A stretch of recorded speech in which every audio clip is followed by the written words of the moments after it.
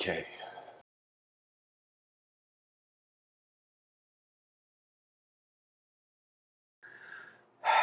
Hello, everyone. Welcome to.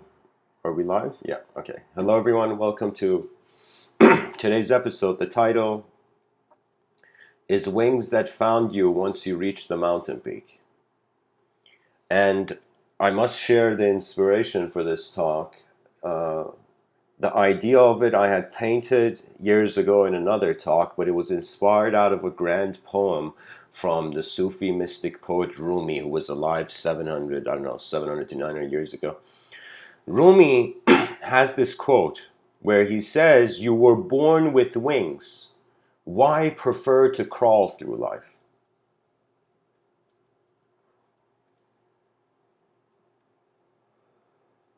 As if you're a human being with a mind, yet if you just live physically, it's as if you're crawling with wings. You know? Imagine you're underneath a table crawling, but you have wings, you know? The mind is a dimensional activation. It is a gift. That means if human beings live like other animals, they haven't understood the unique animal they are.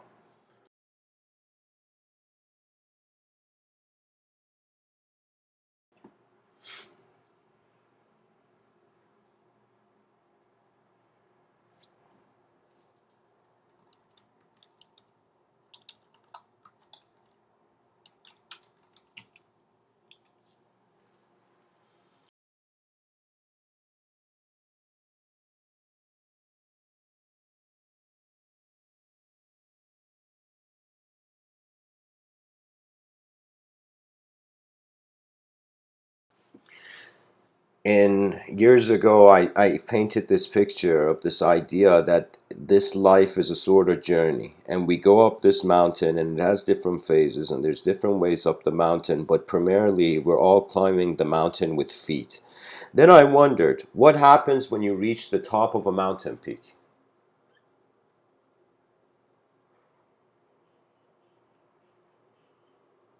What happens in a system where you have used a certain method to attain or get to the ultimate, the epitome, the peak of that system? For me, people, just taking this metaphor, that people are walking up a mountain, and when they come to the mountain peak, they feel the mountain stops.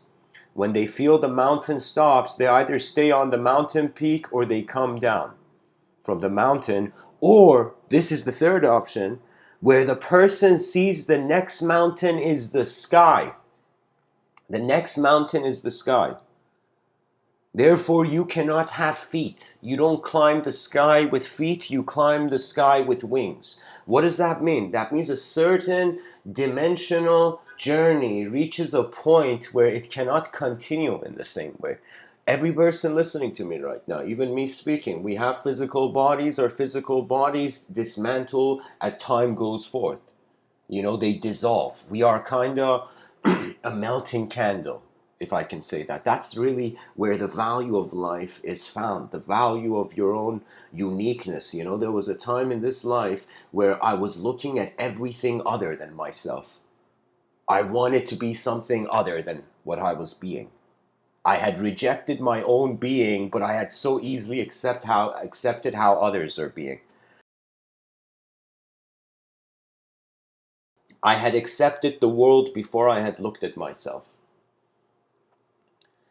And that was living with shoes, in some sense, with an ideological identity. I think most people are not living like human beings on this planet. They are living like future images. The way civilization is designed, people are searching for something. You know, it's like you think about it. Hey, if I desire a glass of orange juice, you know, people may say there's nothing wrong with that from a moral standpoint, you know.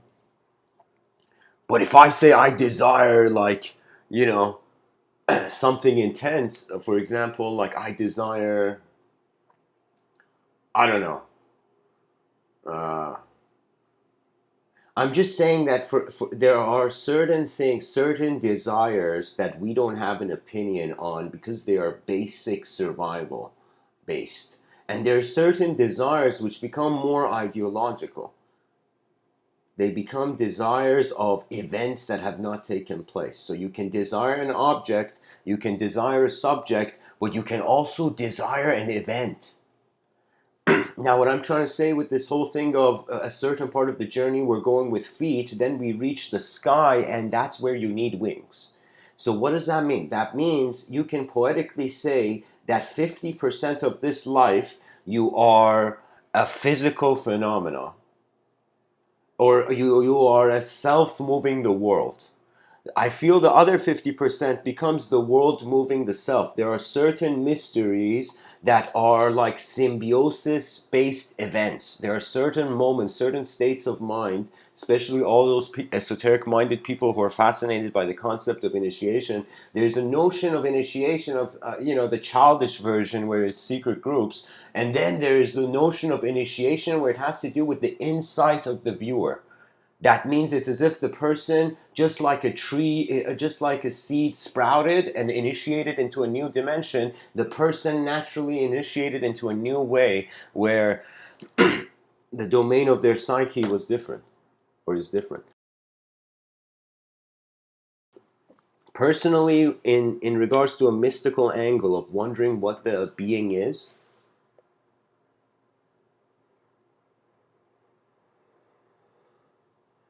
you are experiencing the individual conscious being. That's what we're experiencing. Right now, we're in the station of individual consciousness. When you reach the peak of the mountain peak, when you have stepped out of your personal hell into your personal heaven, from the personal heaven, you will notice the impersonal, you will notice the collective hell. That means there's an individual hell and then there's an individual heaven. There's a state of mind that is inefficient, then the individual goes to efficiency. Now, after the individual has gone to efficiency, the individual noticed that the system is inefficient. So first you fix it. It's as if you take care of yourself, similar to how an airplane, you put the mask on yourself when there's pressure and turbulence, those masks fall in an airplane. You put the mask on yourself, then you put it on the person beside you, on the children beside you. As if you take care of the system that requires to maintain the other systems, So once we find the individual heaven, usually that's when people notice the collective hell. Usually when a person is in their individual hell, when I'm talking about heaven and hell here, I'm speaking about states of mind. That means there's a view on heaven and hell that they are locations, and then there is a view that they are points of attention. That everything we're considering location is where our attention is.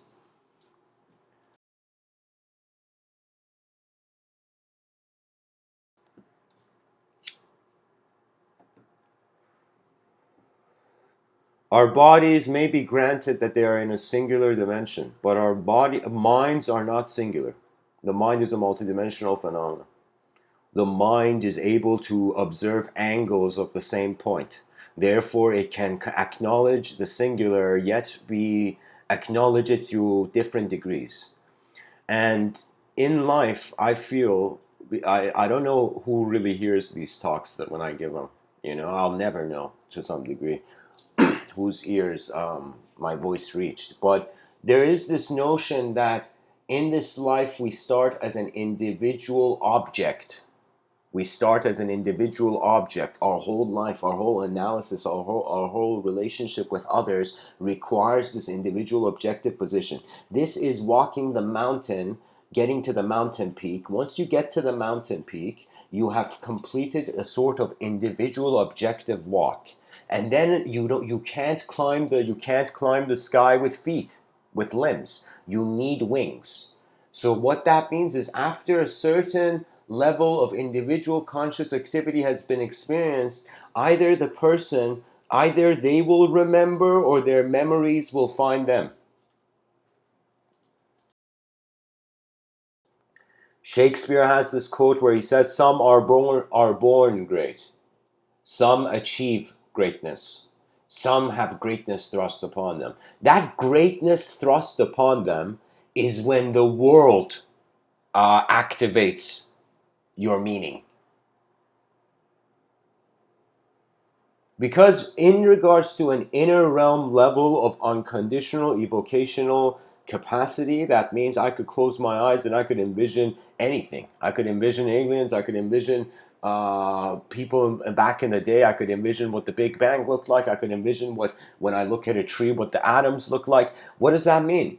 That means there is a sort of additional dimension participating with the immediate dimension where we are extracting our meaning. The eyes are very phenomenal because they are receiving the senses, yet they also process them. So there is a sight that has no opinion, it's just the light entering your eyes, and then there is a sight which observes the content of the sensory perception. That means we are data processors and sensory data processors. And as data processors, how far can we go processing the data in a certain way until we realize if we want a different outcome, different conclusion, we have to ignite the spirit of the moment differently. Yesterday, I was speaking to on Discord with a fellow friends of this channel in School of Athens 2.0, and I was speaking about the spirit of rhetoric, the spirit of speech, how in back in the day people spoke in verse not because they had a superior grasp on the on a sort of constitutional language. They had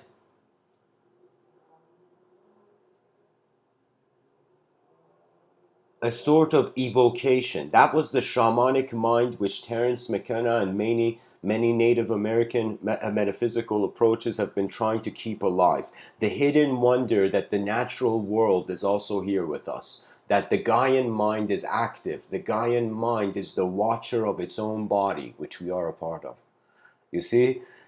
Reality can be painted with many images. Do you know how many times I've looked at phenomena and I've been good, bad, like, dislike, like just like Facebook, there was the like and dislike button. Little did I know my whole life I have been looking around at phenomena and liking and disliking it, you know? And then when I realized the like and dislike is arising because the past has a familiar symbol, it was, if you want to see beyond your past, then guess what?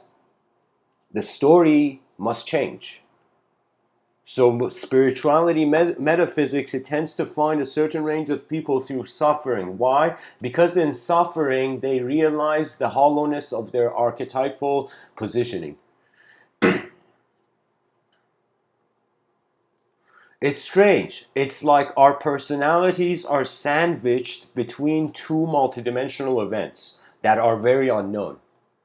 There is this weird thing that existence is doing. Oh, look at existence existing. How adorable. You know, and then there is the domain of the experiencer, which my whole life, the mountain that I'm giving the metaphor of climbing and you find wings when you reach the mountain peak, is that it's the individual conscious activity reaching a certain point in the lifetime where it's noticing that the language is the only thing separating it or classifying, segmenting the events of the moment. That means we don't realize we're cutting up a cake and then crying over why it isn't unified.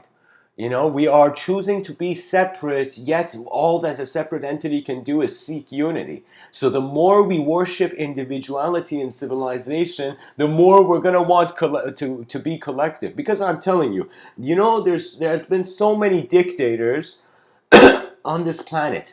And the dictator mindset has to make itself numb.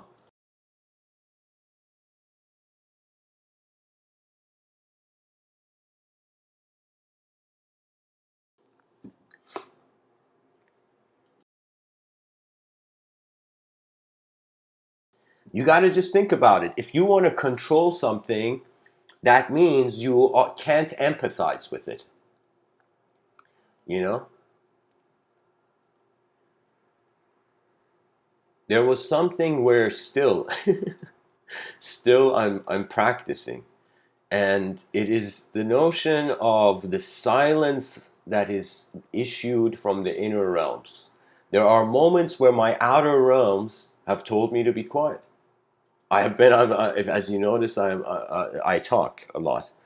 And there's been times where the moment where it's as if you don't know what it is. It's like an intuitive feeling that is my voice for this moment.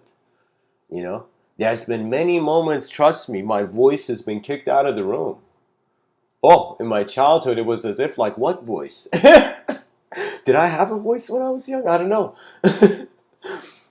But it was levels of inner freedom.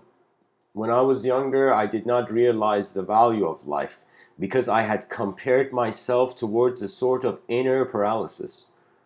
I had felt the outer realms had rejected my inner realms, so my inner realms had every reason to reject the outer realms.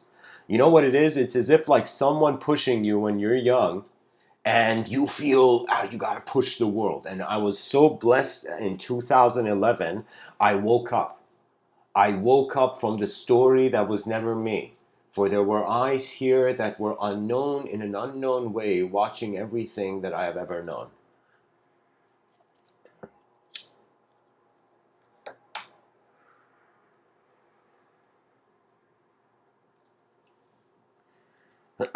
So Daniel in the chat section says, Mr. Within, I don't remember much of my Christianity, but I always remembered the meek shall inherit the earth. What do you think of that line? I've thought about this before because I know there's a huge theme of humility. And for example, in the religious context, fear of God is wisdom. In a secular context, fear of God is not wisdom. You know, exploration is wisdom. You know, I would say in a secular mindset, but in in a religious mindset where the whole world has been declared with the intent of another, of a creator, then it's as if anybody who listens to the creator's mind, you're wise. If you don't listen to the creator's mind, you're not wise. This is the simple binary argument which in the subconscious occurs when one goes towards religious narrative, because many people don't realize the value, that the reason religion is growing, and a lot of secular minded atheists are like, what the hell, what is this, you know, why is it growing? And the reason is because we are not purely rational creatures. We are rational and irrational. So it's as if there's an emotional allowance. It's as if it gives an opportunity, the story, the narrative, uh, whatever narrative, it gives an opportunity. It gives a sort of freedom. Now, Dan says the meek shall inherit the earth. So I'm not a Christian theologian, and I mean, I'm not a theologian, but I've looked at theology, and I could tell you what I think Christ meant is that when you are meek, you're not being dishonest. When you're not being dishonest, you see the actual earth. So I think when Christ said the meek shall inherit the earth, the meek are the only ones who are selfless enough to notice something beyond their self. So they only see the actual earth in some sense. Because let me tell you, anything you fight with, it's a disadvantage. If you have one opponent, it makes sense to fight that one opponent. But if you have a bunch of opponents, imagine you're one general, you're like back in the day, and your kingdom is at war with a bunch of other kingdoms. Do you know? So your strategy is not to be the first kingdom to go to war, because then the other kingdoms come and finish you out. So if there's like 5 generals at a battlefield and they all have to fight, the generals just wait. Do you know? They wait, or it's a game of allegiance.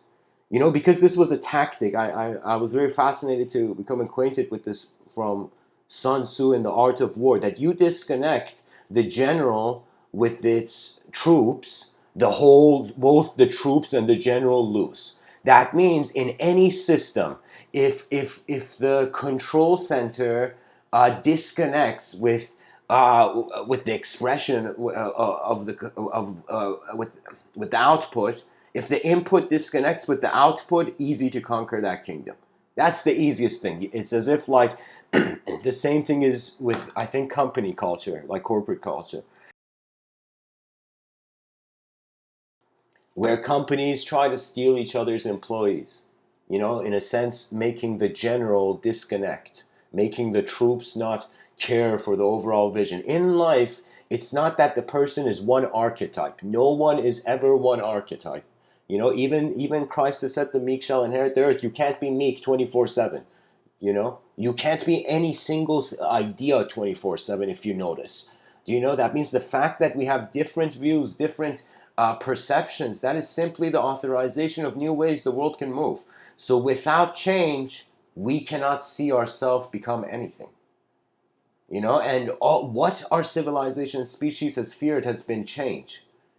Because your behavior, every human being's behavior is to change. There are situations changing. We're not living in a painting where it's a repeat every day. You know, we're living in a universe where the unknown variables and the known variables change. Now, when we were in the jungle, before the concrete jungle, the unknown variables would change. Change was based on the ecosystem. When we stepped out of the ecosystem, we became responsible for our change. That means if you were living like Tarzan, nobody, it could be argued till the end of time that it's as if you don't need to be responsible because the environment is the environment is your mind if you were a primitive animal, you know? But because the environment is, in some sense, it has become our conscious mind. I can say that. That means you got to take care of your bills. There's a lot of things in life where you just got to maintain its levels. It's like a system. It's like you got to feed the horses every day, you know?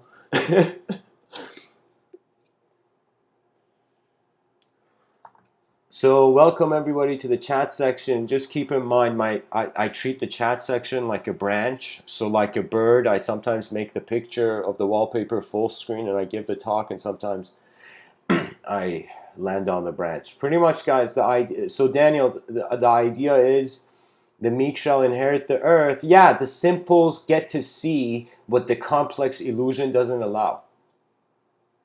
That means there was a situation where I was having an issue speaking to someone, communicating with someone. That means I couldn't share my inner realms properly. They couldn't share their inner realms properly. It was a situation where it would turn into fingers pointing at each other and argumentation, argument. And so I remember it was a very strange situation. I needed this problem to be fixed. It was frustrating me. I came and sat down and I played one of my talks. I'm like, all right, let's see. Let's see what my past self has to say.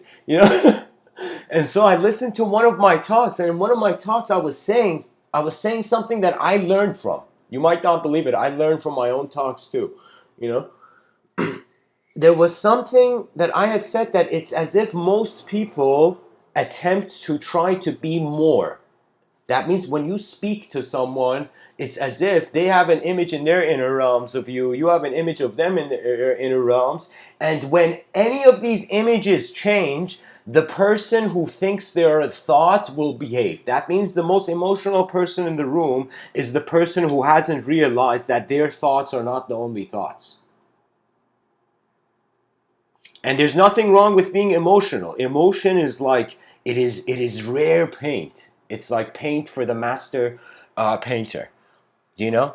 There's been times where emotions, even in these talks, where I've gotten emotional, it was as if there was an event inside an event moving the overall event.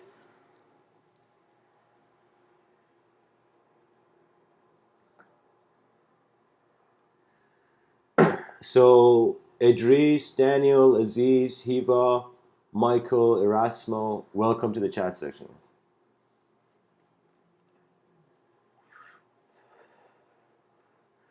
You see, we are a creature that can choose how it honestly dies. We don't choose how we are born, but we can choose how we exit the system. We can choose what we do during the system.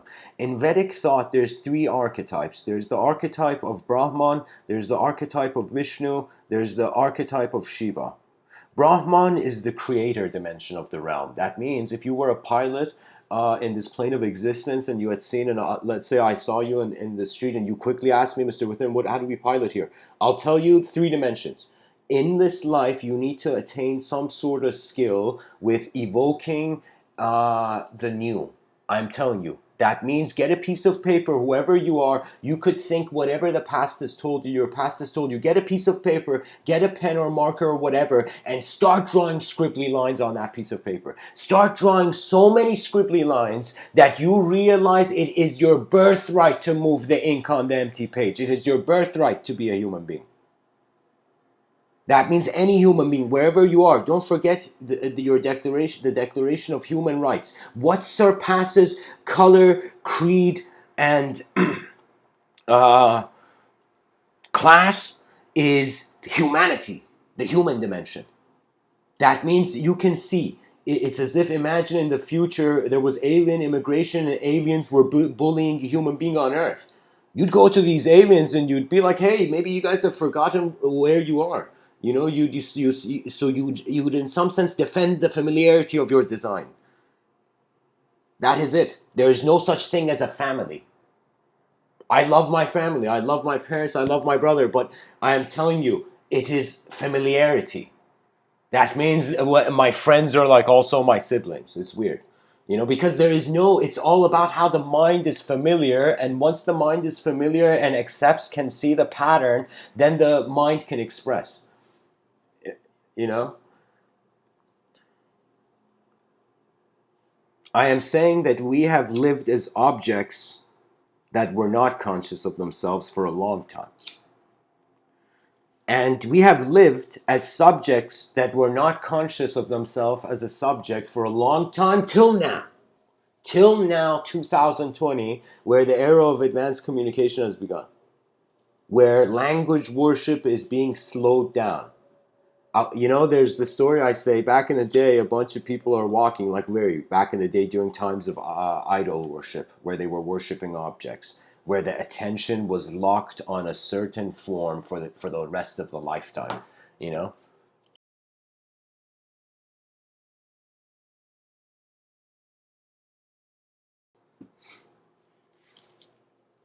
Imagine a bunch of people are walking, they see a chair, a random chair in the forest. And they see suddenly a sunlight just from a unique angle. The sun's beams are hitting this chair exactly. Nowhere else except this chair. And these group of people who are idol worshippers, they're like, no way. This random chair in nature, like sunbeam hitting this chair of nature, they're like, this chair is a god. And they start all bowing down and worshiping this chair. And many weeks pass by.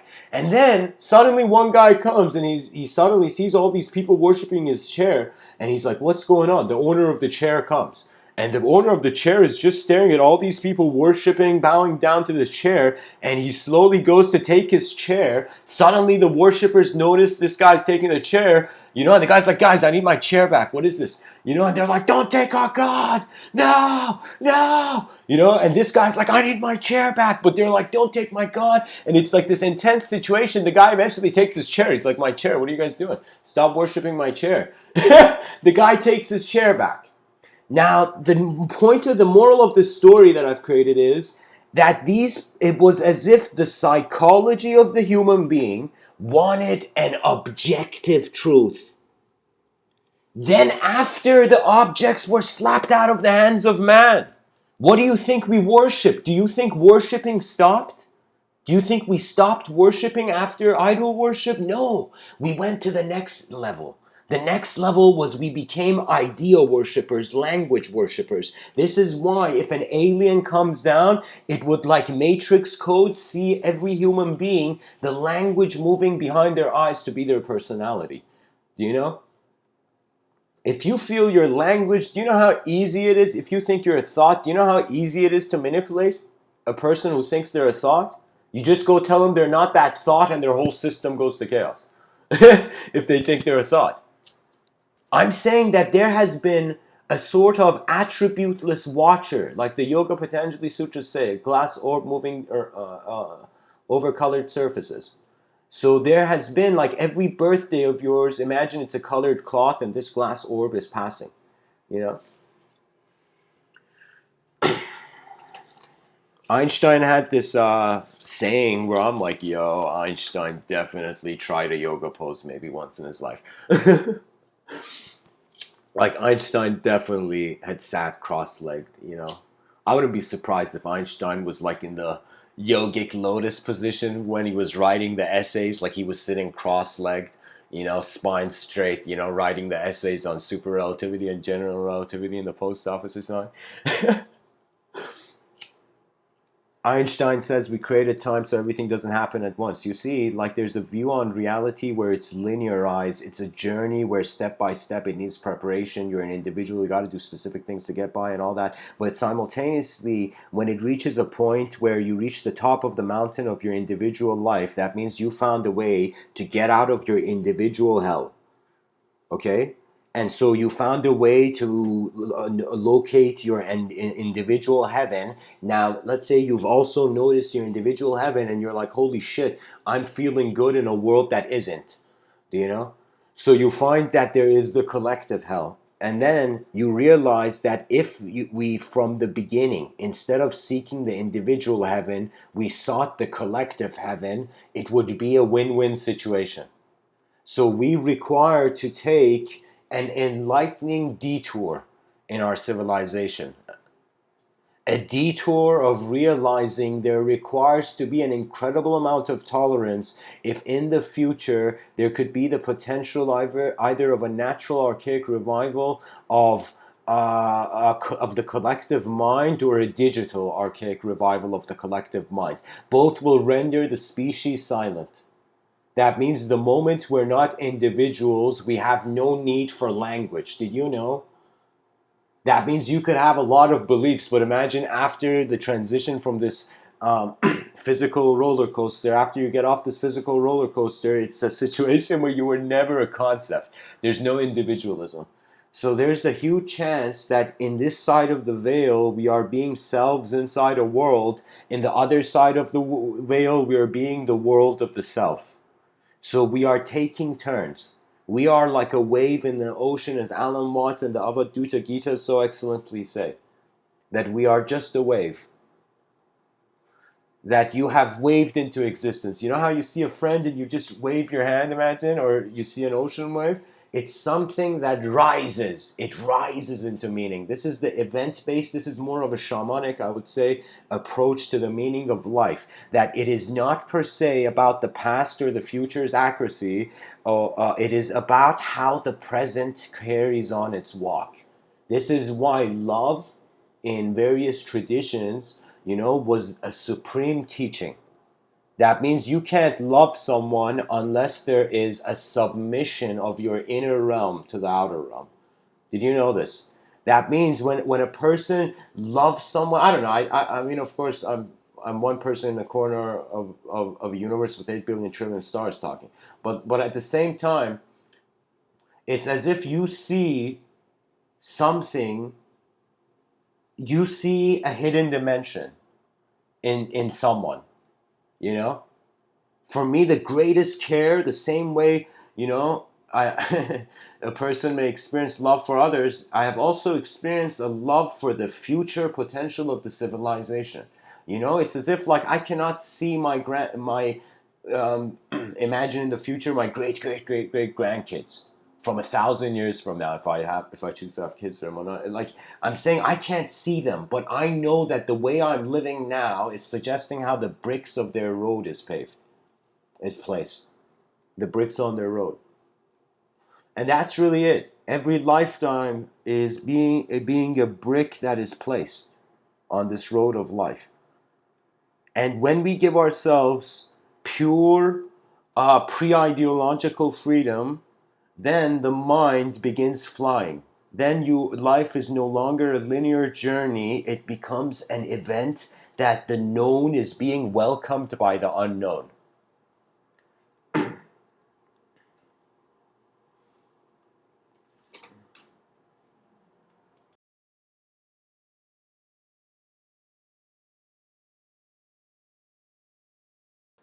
I have a book here in front of me. It's from Marcus Aurelius's Meditations. The book is called Marcus Aurelius Meditations.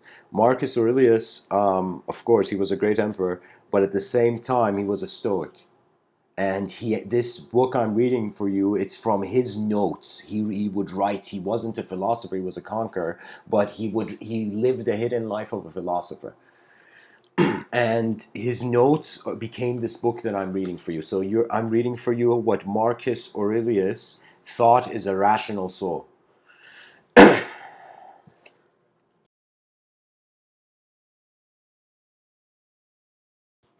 I mean, one thing we all know, the good thing about being an emperor is that you had paper back in the day. The properties of the rational soul. It looks on itself.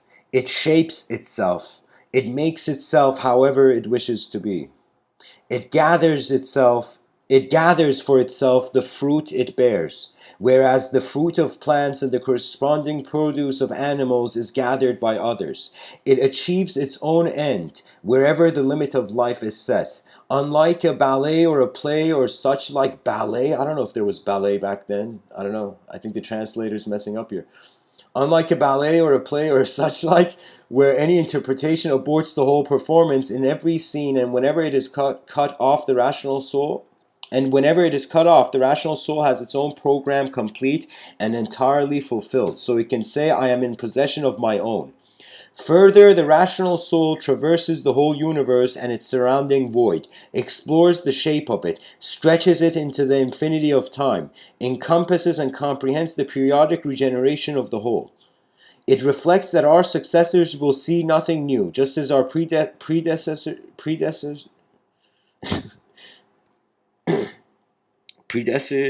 saw nothing more than we do. Such is the sameness of things. A man of 40 with any understanding whatsoever has in a sense seen all the past and all the future.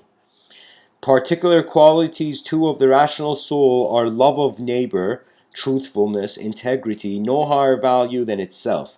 This last is a defining quality of law also. Guys, a great point Marcus Aurelius is making. Pretty much he's speaking about the rational soul as if the emergence of the self. And he says this ego of ours, this archetypal identity subjectification of the self, the personification of this objective biological body of ours, the way the ego seems to be working is that it can't put a value higher than itself or it will cease to exist. So this is why oneness is for a lot of people the last, you can say the last refuge of the ego. Oneness is like the ego is like, oh no, they're going to get rid of me. At least I'm going to become one with everything. That way I still exist in the corner.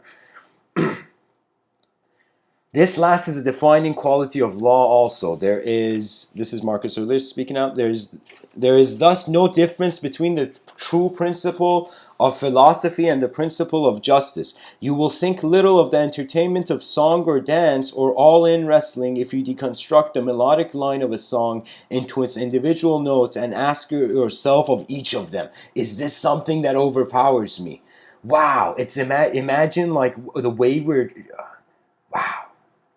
So Marcus Aurelius is saying, like, imagine life is like a song, okay? Like a melody, a symphony, with notes on like a piano sheet. It's as if you trying to comprehend the value of the whole song by listening to one note. That one note becomes meaningless, but when the notes are in sequence, they have meaning. Generally, then, with the exception of virtue and its workings, remember to go straight to the component parts of anything, and through that analysis come to despise the thing itself. And the same method should be applied to the whole of life. What a noble thing is the soul ready for its release from the body, if now must be the time and prepared for whatever follows, extinction, dispersal, or survival. But this readiness must come from a specific decision. Not a mere revolt, like the Christians, but thoughtful, dignified, and if others are to believe it, undramatic. Have I done something for the common good? Then I too have benefited. Have this thought always ready to hand, and no stopping.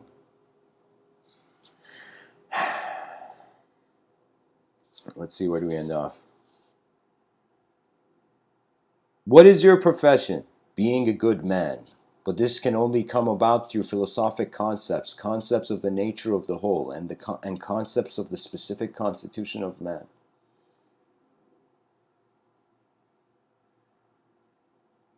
First, tragedies were brought on stage to remind you of what can happen, that these happenings are determined by nature, and that what moves you in the theater should not burden you on the larger stage of life. You can see the way things must turn out, and even those who cry, "Oh, Citharon," must bear them. There are some useful sayings too in the tragedians. A prime example is, if I and my two sons are now no more, the gods concern, this too will have its cause. Again, mere things, brute facts should not provoke your rage.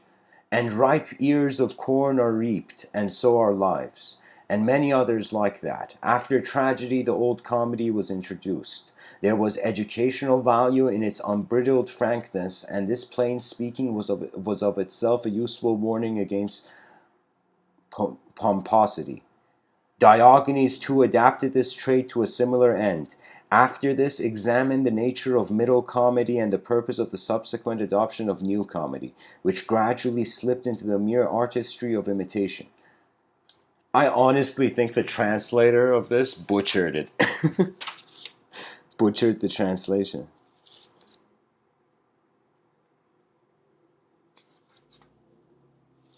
Anyways, guys, pretty much the mind, if it's individual, it has no other choice but to endlessly till eons engage.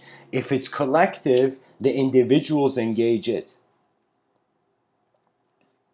That means in this life you can be the moth or you can be the candle flame.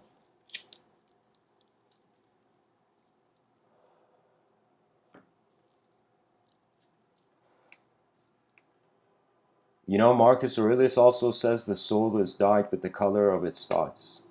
That means the content, like literally how we're living, just like we learned the alphabet, it's like an alphabet of all the waves of information that have sculpted us so far. That means when a human being realizes they're not thought, they actually get access to their inner cinematic landscape. You can notice it. You know, there's a reason they call it self-realization. Because it's something that's here and yourself is noticing it. It's not something new, it's newly found or newly noticed. It's like, you know, I was at a gas station. I think it was a Esso gas station. Like, where I was in that gas station just filling gas in my car. And I was just looking at underneath the sign of the price of the gas on like the big sign that gas stations have. Underneath it, I was looking at the scenery behind the sign. And while I was looking at that, I suddenly remembered Alan Watts, this quote he has, where he says, imagine what it's like going to sleep and never waking up. And imagine what it's like to wake up as if you have never been asleep. And that was a moment where I felt the witness of through my eyes is ancient to the modern. It's as if we are, the cause and the effect are in the same room. It's just that the effect is in the cause's room. So if there was an earlier event that led to us, we will feel simulated till the end of time. That means we feel we're in a simulation because change seems to be linear.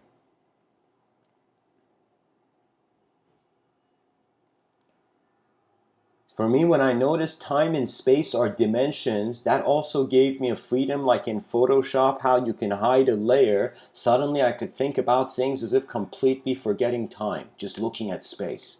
Being like, all right, what is existence saying before I consider any story to it? How is the physical realm, the outer realm, moving before the inner realm can measure it or contemplate it or articulate it? You know, it's like you got to think about something. Like there's the notion of thinking that's important, but like articulation, trying to just see how something works. But then there's the importance of seeing the need. That means if something is obvious, you don't need nobody needs to teach it to you. You know? That means your eyes are your own teacher, to be honest. That means first your mind is your teacher, then the mind of others can become a mirror of some sort. Because I feel the way I say these words, the way the imagery that my inner realms has of these words is I don't know if it's going to be the same as others. It's totally different. The way people have experienced it. I mean, of course, we are human beings. That means you can make this argument that any human being talks long enough, we will notice enough human dimensions to find commonality. Because we're human beings.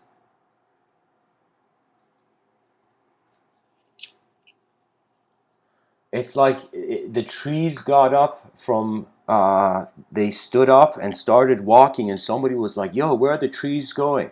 And the trees were like, we're thirsty, man, what do you want us to do? You're not getting us water.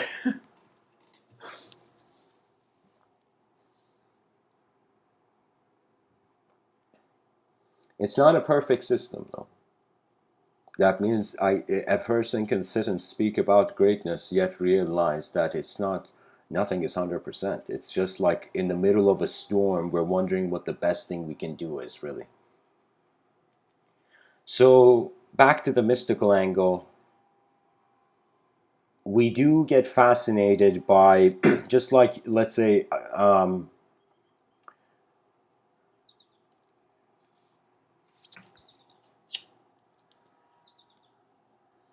it's like you go into a mansion and you just see one room.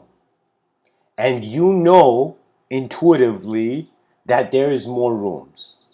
And I feel it's the same.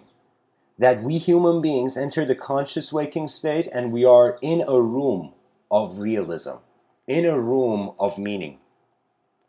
And there is actually a hidden life, a hidden collective life that has always been present. What does that mean? That means I was thinking, what could explain just entertain this idea, folks. What could explain how the guardian angel in traditional and archaic thought could guard? I mean, there's one view that it's all God and it knows. The other view is, how does it know accurately? That means in I wouldn't say mystical more, I would say in certain esoteric circles, they have thought that just like how a human being looks at like a animal, like imagine two dogs are fighting, the human beings go separate them. Do you know? It's as if like the human being is like the guardian angel of the dog. The dog has no comprehension of the human being's perception, what the human being sees. But when the dog is in a conflict, the human being goes and saves the dog. You know? And when the dog eats the wrong thing, the human being's discretion, intelligence is like a guardian angel. And I was under this impression, okay, so could it be that we are like ants or we are like pets to the higher dimensions? Like, could that be? Because we look at animals, we look at dogs and cats and we take them as pets. And I thought, could it be that we're like the dogs and cats of the higher dimensions? And then I realized no, because we have personality, we can communicate. That means communication is the secret of the universe. It is the what's behind its door. An intelligence that by the nature of being has an ability and capacity to reason. That means you gotta see it in this way, that regardless of the most reasonable approach, how is the sensory information being processed? And it's being processed through layers. So I feel like information, sensory perception is received by us, then it trickles down. It trickles down various filters of meaning, you know? And if certain information trickles down instantly to the core of the person, then I feel emotions release. Because a person cannot become emotional, consciously release their emotions if it's intense.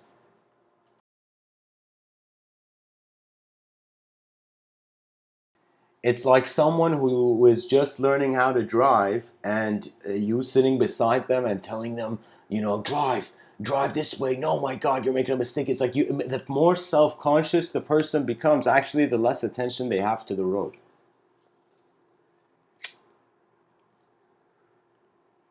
That means I could visualize, imagine, like I could see myself in the future giving a talk and then somebody coming and very rudely interrupting, imagine. I would see that if my attention goes to the interruption has been an interruption. A lot of behavioral evocation has to do with the context that your mind is engaging the realm, and pretty much your context is how how your attention has accepted the concept you are.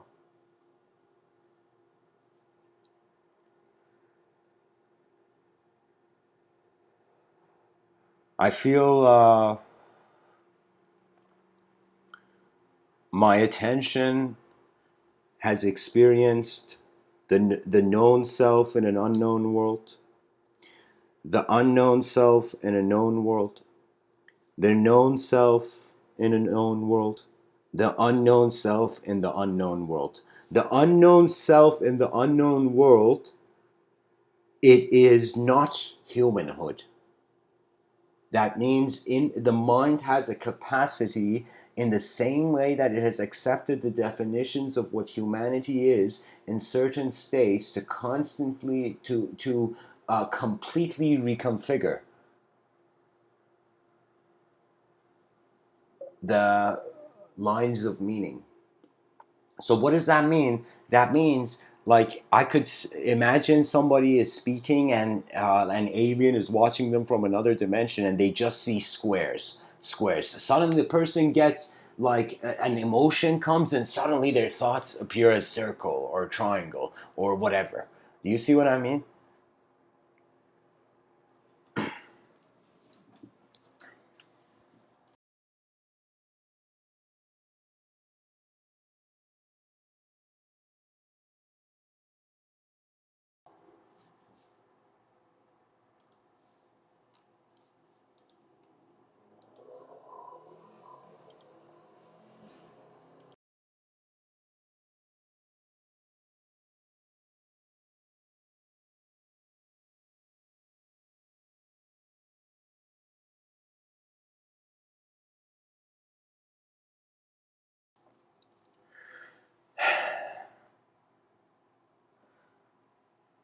How long can we just hope? For how long can the species dream for the better? For how long can we wait for saviors? You know, it's like, how do you save someone sitting on a chair? How do you get someone to get up from sitting on a chair? Either you shout at them and give them a mirror, or they look in the mirror and they roar. They get up. That means most people are waiting for their own freedom. A freedom that can come from within. If you wait for it for outside, it will take eons. And then you might even, it has to do with your luck as a immortal being, poetically, as a transmigrating soul, from the Buddhic standpoint, the yogic standpoint. For me, language is the most crucial technology for a dualistic being.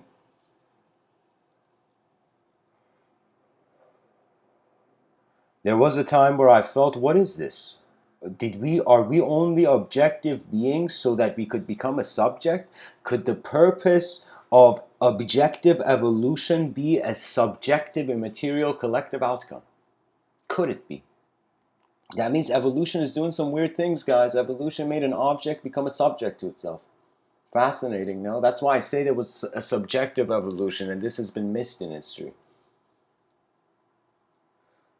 This subjective evolution is when the creature noticed something that made it realize it is subjectively separate from the world. You could see in the moment the creature had legs, this is the mystery of the objective evolution for me in the way I said, that the emergence of hands, legs, a body, the creature's design is like a miracle for me.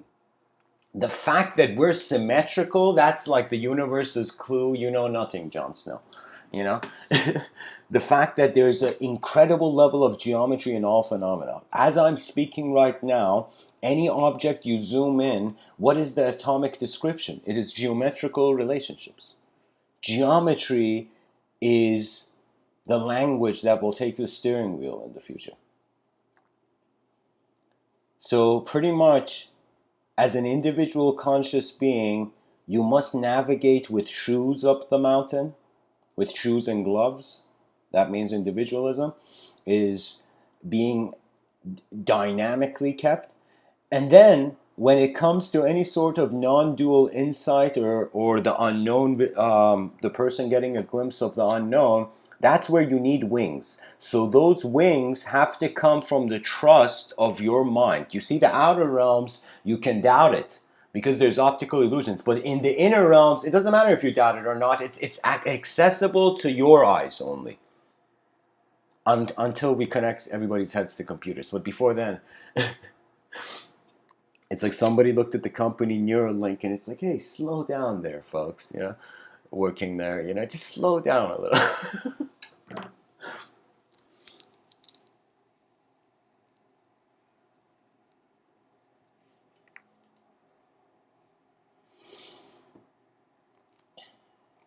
So, what is the purpose of non-dual awareness to phenomena? It's like wondering what is the purpose of an empty piece of paper where you have the ability to write anything on. That is life. Life is not it's not per se, I would say, a pre-written story, even though life is seen to arise from a seed of life. You can say the seed has its destiny written in it, but the seed also has, you can say poetically, epigenetical factors. That means that we are not, you can say life actually needs the unnatural to be natural. That means the watering of the tree or the plant it's like 50% you're helping the plant, and 50% the world is raising the plant. So there could be, you could say, an advanced civilization way before we were even creatures could have come and spread seeds. You could spread seeds on a planet, imagine.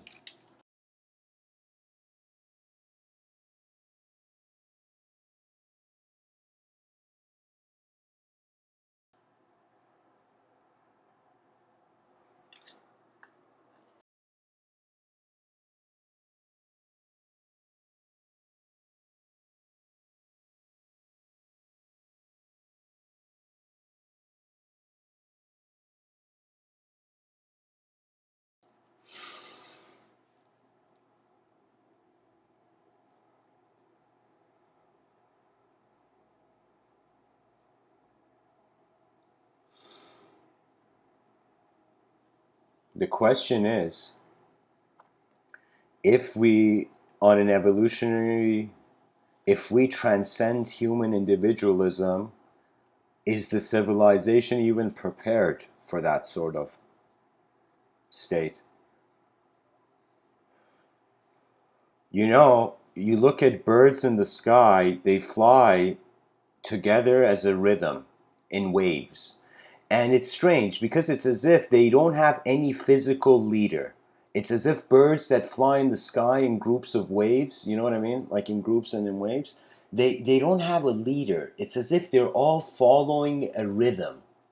They're following the rhythm of movement in the moment, you know? So you can say, for the human being, if we were like those birds and we're like, when will humanity fly as efficiently as these birds? We have to acknowledge a rhythm that surpasses individualism. What does that mean? That means regardless of the good and bad people in this world, imagine one day people went out of their homes and they suddenly heard a symphony. Music being heard that they couldn't say, where is this music coming from? They realized the music is not coming from anywhere other than the future. It's the war song, or I could say the glory song of the future, where it's like this symphony where you suddenly notice the rhythm of civilization and you start surfing the waves while you're a manifest being. That means I could say there's one angle where we're individuals in a collective system. There's one angles we are surfing individually in the collective system. And so the really true access of the human being, this has not been made clear now, but in the future, we're going to realize we are incredible gatherers. That's an advantage to the human being. You can look at a multidimensional system and look at one part of it and then go look at another part of it, update another part of it, update another part of it. It's as if it's like different human beings are helping design humanity's brain. And the more like the civilization's mind. And the more that we are sensitive like birds, like natural creatures, that we notice there are rhythms that if we abide by, there is a collective advancement. Like people have to see this. Let me find the video.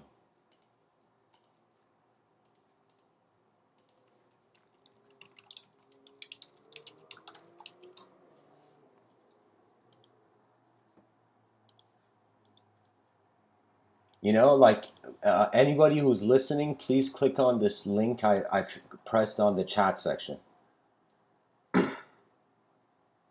There's a link I've put of these birds because I'm going to be speaking while looking at that clip.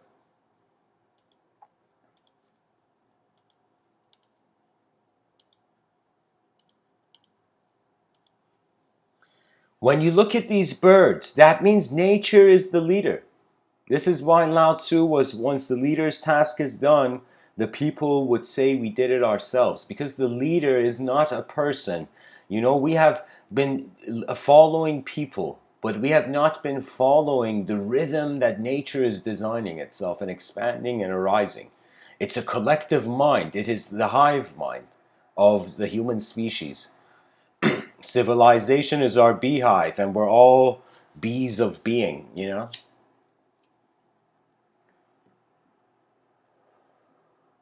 We can separate a dimension of a person's life in regards to how they are being, in regards to how from that state of being they act, and from how the state of their action leads them to have things in life. And how from having things there's an image, there's an intimate relationship. So you see, it's as if the person loses what they have, what are they left with? They still can physically move. Yeah, it means if you lose all the objective possessions, you can still move and do stuff. Let's say the person at the transition from the lifetime loses the capacity to be physical. Then you see the only thing the person has still is their being. So the point of this life is to get acquainted with how you are being. And once you're content with how you're being, you can do things because you don't doubt the being anymore. And once you can do things, then you realize it's okay to have things that in some sense the person has directed their energy. So many people, they go and get a glass from the cupboard and they fill it with water and they drink it, and they don't plan for that for years. They do it instantly. Do you know? Because they feel they deserve it. Because they feel it is it is as equal to them as their inner realm. Your possessions, you can do whatever you want. This book from Marcus Aurelius, I could throw it out the window, you know, or I could put it on the bookshelf. You know?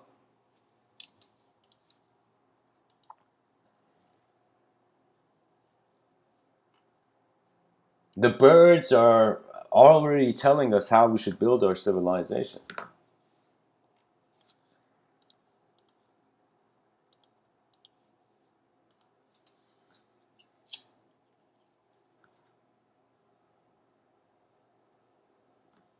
Nature has a voice.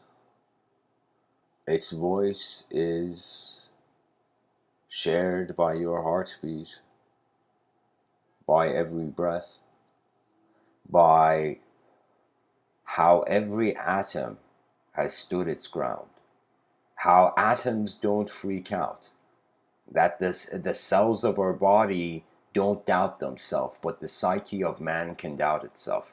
So doubt is an added dimension. It is an evolutionary symptom.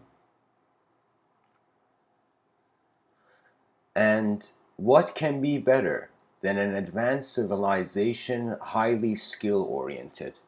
You know, for me, we are not the X-Men, but our DNAs are separate, are different, are unique. That means we are physically not different too much, but our inner realms set us apart. Our inner realms is how every person's DNA again is like an instrument they can play, and they can join the collective symphony.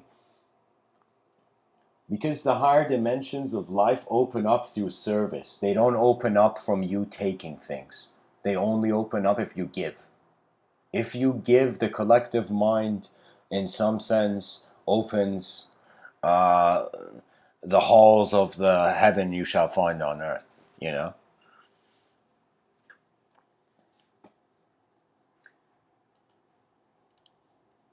There's a story of this warrior,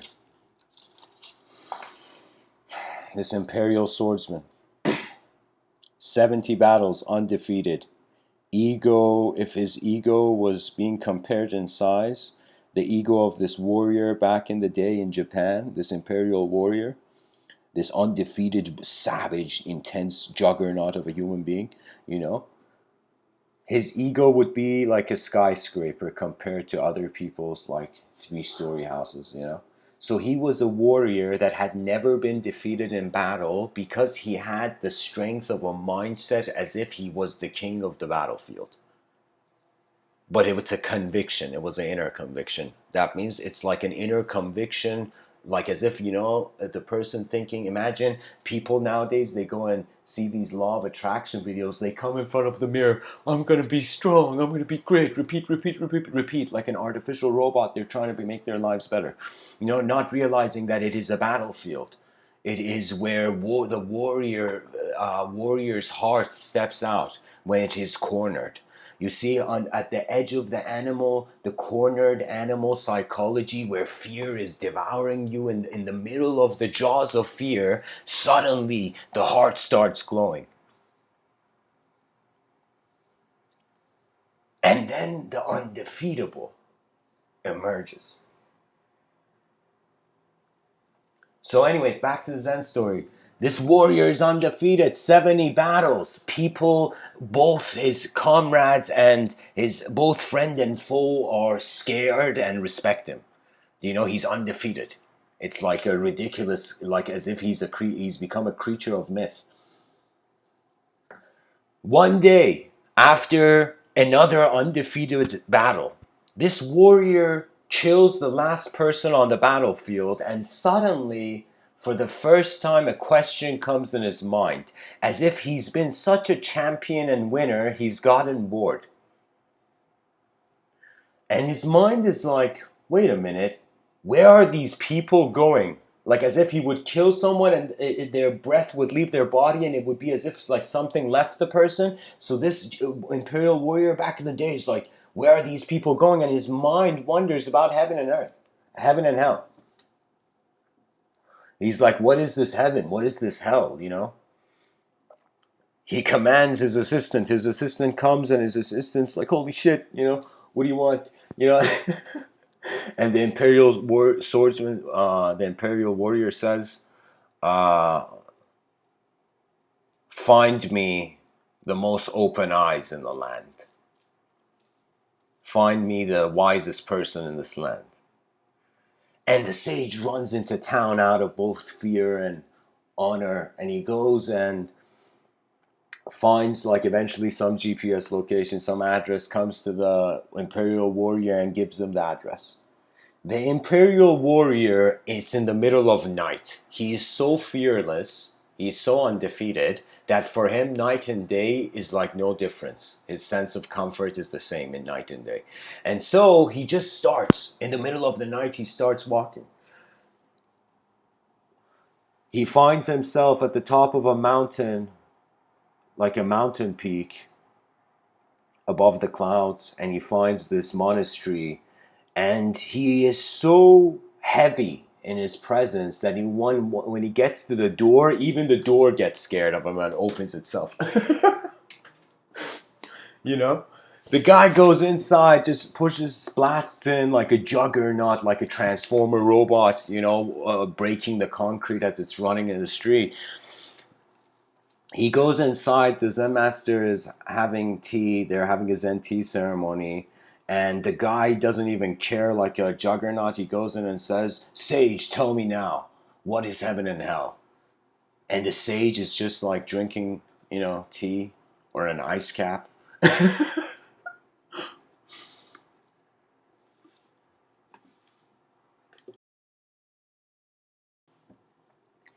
The Zen master is silent. The disciples are like alarmed and startled. But the Zen master is just continuing drinking tea.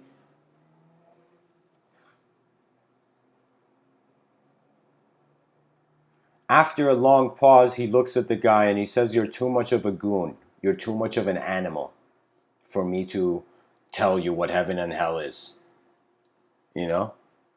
That means he gives this guy with the biggest ego, this imperial warrior that even kings were afraid of, let's say, he tells him, "You're too animalistic to even be able to ask the question and get an answer, for to be even to be able to be given an answer. This imperial warrior has never been dishonored. He's been undefeated. That means nobody's pushed him around to snap him out, to bring him back to real life, you know?"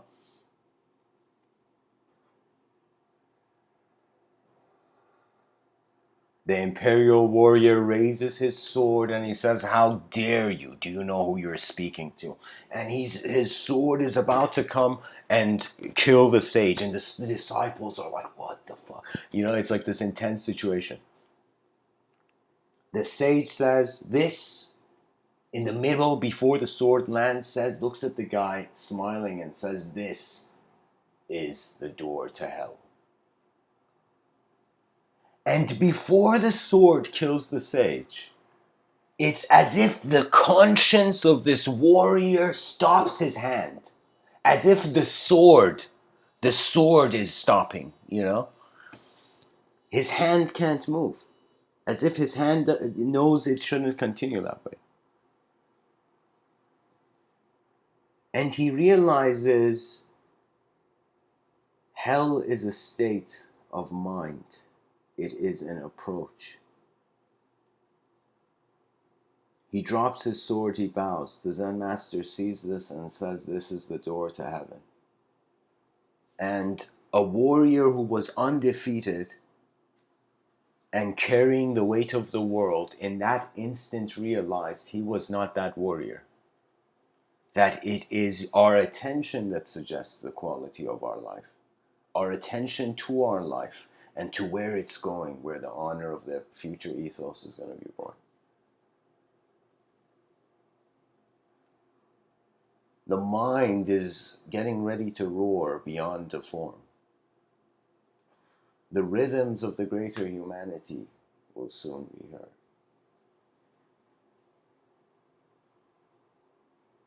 The sky may weep, but the sun will rise. Behind our eyes, the watcher never dies. There's another story I'll tell you. I heard this, I believe, from Attar. It's like a story this poet was saying back in the day. Attar says there was this grave digger. For 40 years, the man had grown old and he's just this grave digger digging graves for people living in the graveyard his whole life, being a poor person who just has no choice. Like, that's his job. And after many years of him doing this job, somebody comes up to him and says, "Hey man, what's the most shocking thing you've seen in the working 40 years in the graveyard?" Imagine this is back in the day. So that's a smart question, I would say. That's a good question to ask a graveyard digger. What's the most shocking or intense thing you've seen? What's the most startling thing you've seen? And the gravedigger gives an answer that is so next level. The gravedigger looks at the guy and he says, "I have been digging graves. I have seen people die. I have seen people be forgotten in the earth, do you know? And he says, I have seen everything change, but the only thing that seems to not change is the one who is digging the grave. It is the one who's, as if he had noticed that everything dies except the one watching the change. So there is within the human being the witness of change that, due to its nature of observing change, doesn't identify with the change. This is why we feel we are observers in the realm. So it's as if the body, it is here for a short life. The mind is here for a bit of a longer life. The soul, poetically, it's as if it's not playing temporary games. So it's poetically, I could say we are three dimensions of creaturehood. The mind is Vishnu, the body is Shiva, and the soul is Brahman. I would give this analogy. I see parallels between this. Why? Because the mind is here to maintain survival. The body can't survive even if it wants to. I mean, immortal technology in the future maybe, but it's not gonna be. It doesn't mean it's gonna still. Like bad survival isn't survival. You can't say.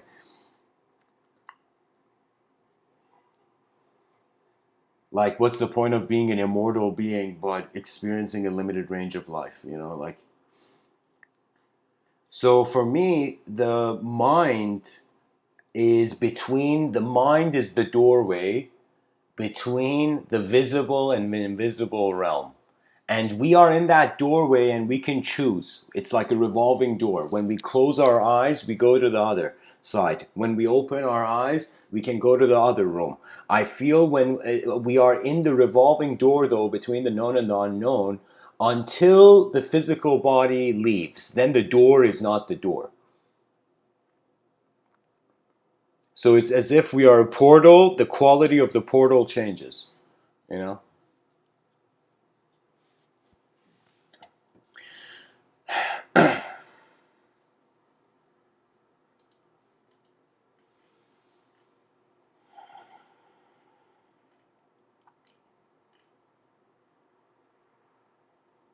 There was a moment where I looked at the sky and it was just blue.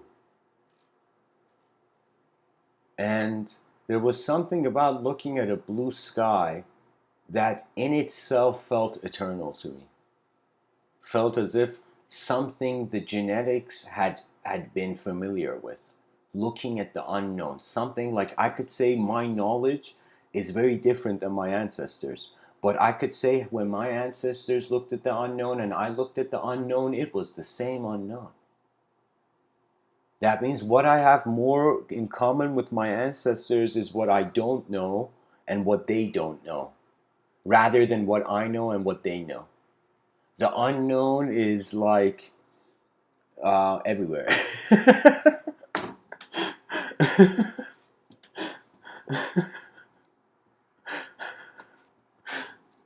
Oh man. It's like, what are we trying to know here?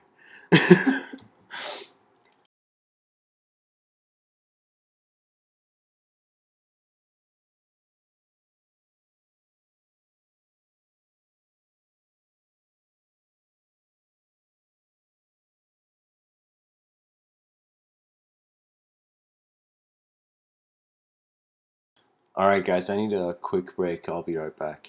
Just a few minute intermission.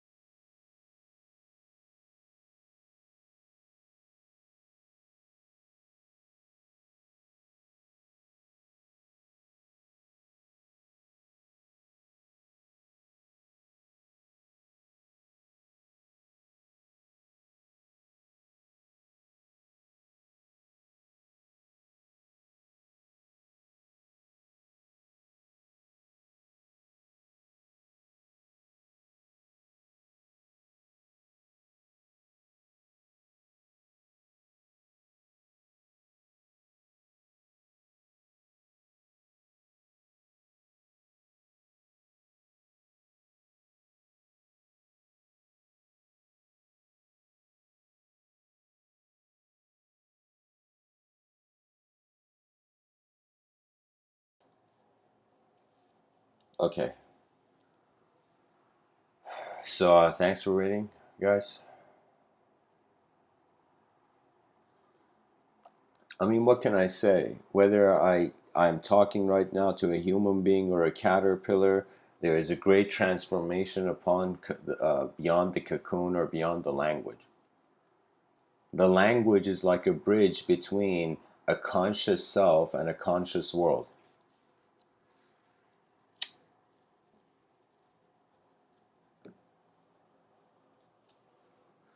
I would like to read some uh, poems for you guys that I wrote in 2015, 16, 15.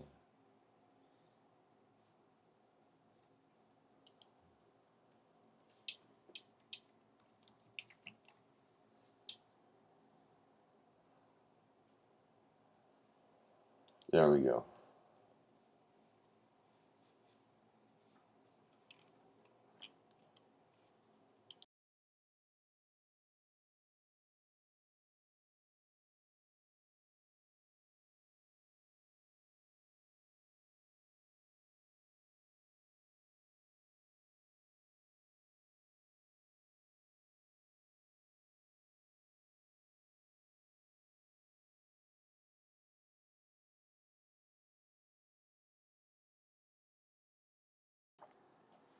So this poetry collection I wrote in 2016. The poem is called "You Will Not Understand This Poem."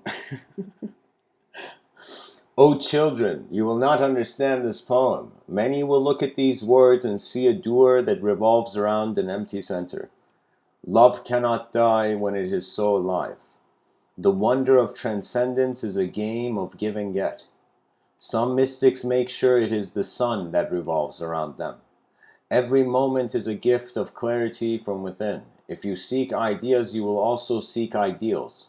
You will not understand this poem, for its essence cannot be worded, for some poets are the worlds that they bring.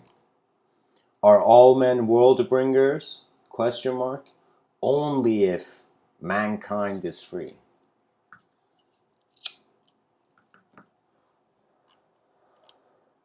The next poem is called You Must Make a Decision. When a book turns into a mirror without a reflection, you are enlightened. The free are born out of a desire of great transcendental bliss. Who has lied to you before you stood here? Sometimes we're professionals in self-deception. Never forget, child, clarity is an internal entrance into all externality. Clarity is an internal entrance into all externality. What suffices as a breath of a god is the ability to see the ocean in the drop.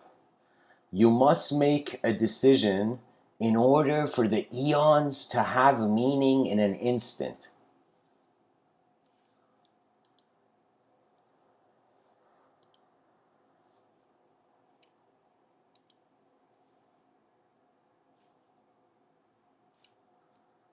That means the value of our decisions, it gives meaning to meaningless eons of meaninglessness. We can suddenly be the direction of our meaning.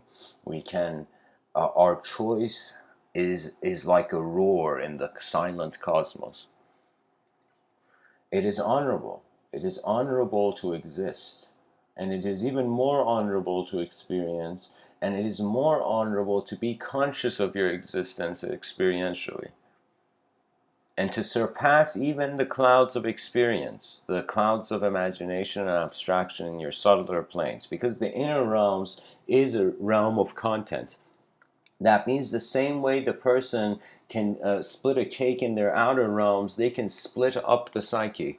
You can fragment it. Even moments where you can say a person is offended, that's when their psyche has been fragmented. And so the archetype is fighting for its past validity.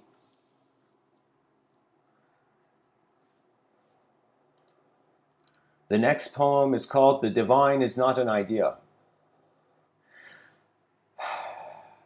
An artist began crying one night when her artwork jumped off the wall and shouted, "The only wall is ideology." The world speaks to us through every creation that walks in one moment. Do not fear death. It is the greatest lesson of life. I may be a child of God, but I grew up with all existence. Rage stops you from breaking the cage, but will your gentle wings let you sleep at night? Do not fear yourself. You are the beacon of absolute existence. All realities shall bow to the universe within. Do not fear blind men spinning with sharp canes. Even lions will at last roar last. The divine is not an idea, but an experience faster than lightning. The child that has learned to play with space and time is beyond time and space. Poetry is the most beautiful mistake. When your feet have become the center of the sky, heaven will embrace earth before any name could touch sacred ground. A poet bleeds with his breath. Is blood just a color? And that's how that poem ends. A pebble's overwhelmment.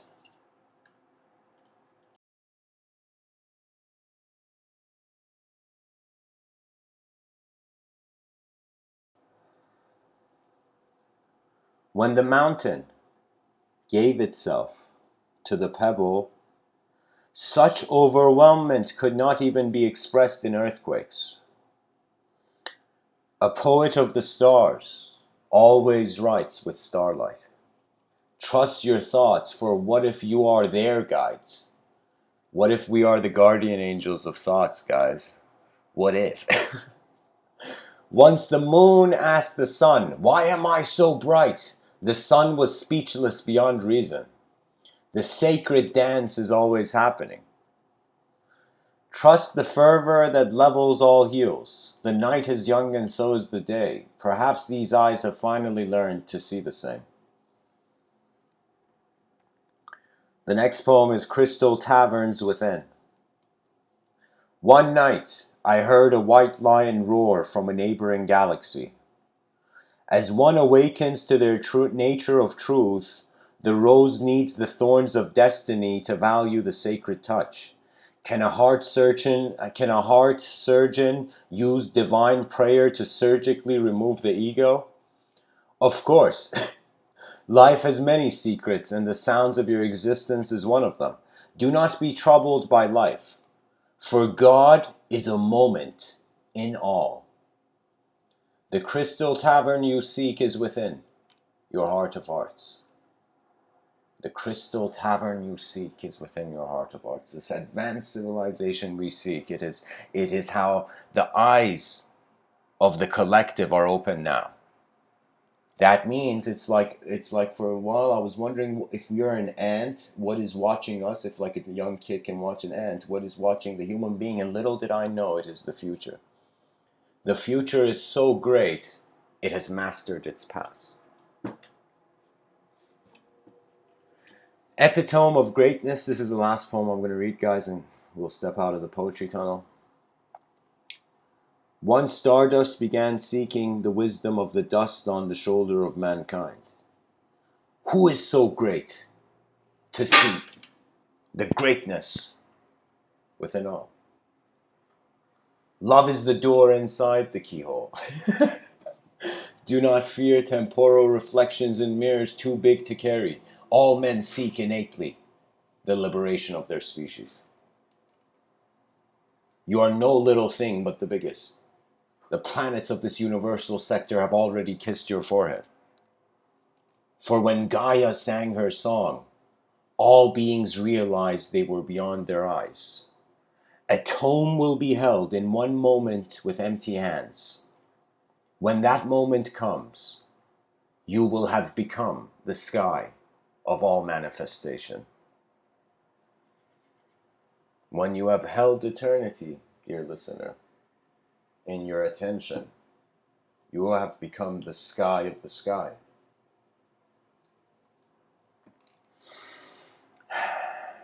And lastly, I'll read one more. Actually, no, I'll head out of the poetry tunnel. Yeah, guys, in life there is transformative stages. It takes a caterpillar a short time to become a totally different creature, but for the human being, billions of years just for us to have our shoulders be straight,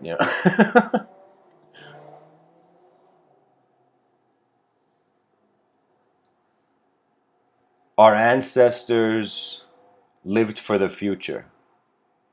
If we live for the future,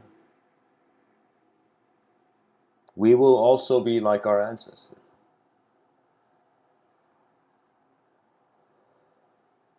It's the most complex question. How can 8 billion biological creatures on a rock in the middle of nowhere build an advanced civilization while simultaneously behind their eyes being like an antenna that is considering multidimensional probabilities to reality before the person acts? So the mind behind your eyes, it's multidimensional. The attention has multidimensional authorization. In front of the eyes, it tends to be singular. If we tend to, we can add dimensions, but the reason we can add is because from a higher dimension we can see the value. That means the secret is us. We are the mystery. We are the living mystery of the universe. What greater honor could there be?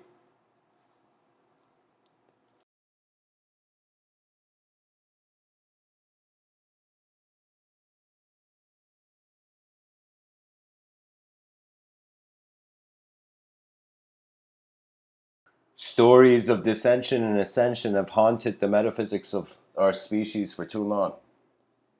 Our metaphysics must arise from freedom, not from fear.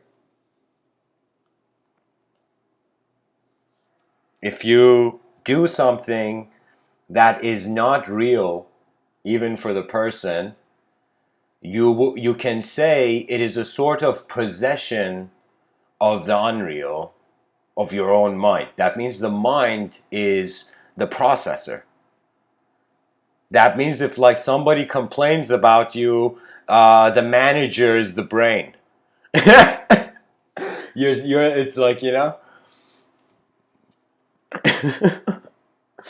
can I speak to the manager? It's like, yeah, you are speaking to the manager.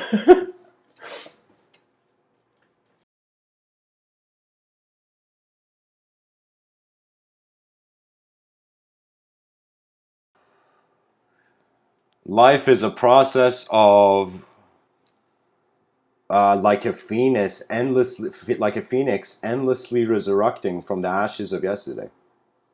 That's how it feels like. Novelty is born out of the journey of yesterday. And is there such a thing as even novelty? Even this idea can be pushed too. That the new constantly, that the old was the new, that the past was the future. That means my past, like right now where we're living, you know, or the life we are having in 2020 for our ancestors, that was their future. We are living in a world they couldn't even dream of. And guess what? Our grandchildren will live in worlds that we can't dream of. So if we just follow our dreams, of course, nobody gets to dream that big. We are seeing the whole, your intentions are in a certain conditional domain. That means it's like when you can't move any further, you at best thing you can do is become playful with the situation. That means it's like that moment the person makes a mistake and everyone's like, "Oh, you made a mistake," and the person's like, "Oh, did I?" You know, it's like that. It's like getting your hand caught in the cookie jar, and you're like, "Yeah, I wanted a cookie. What do you want? And what do you want me to say?"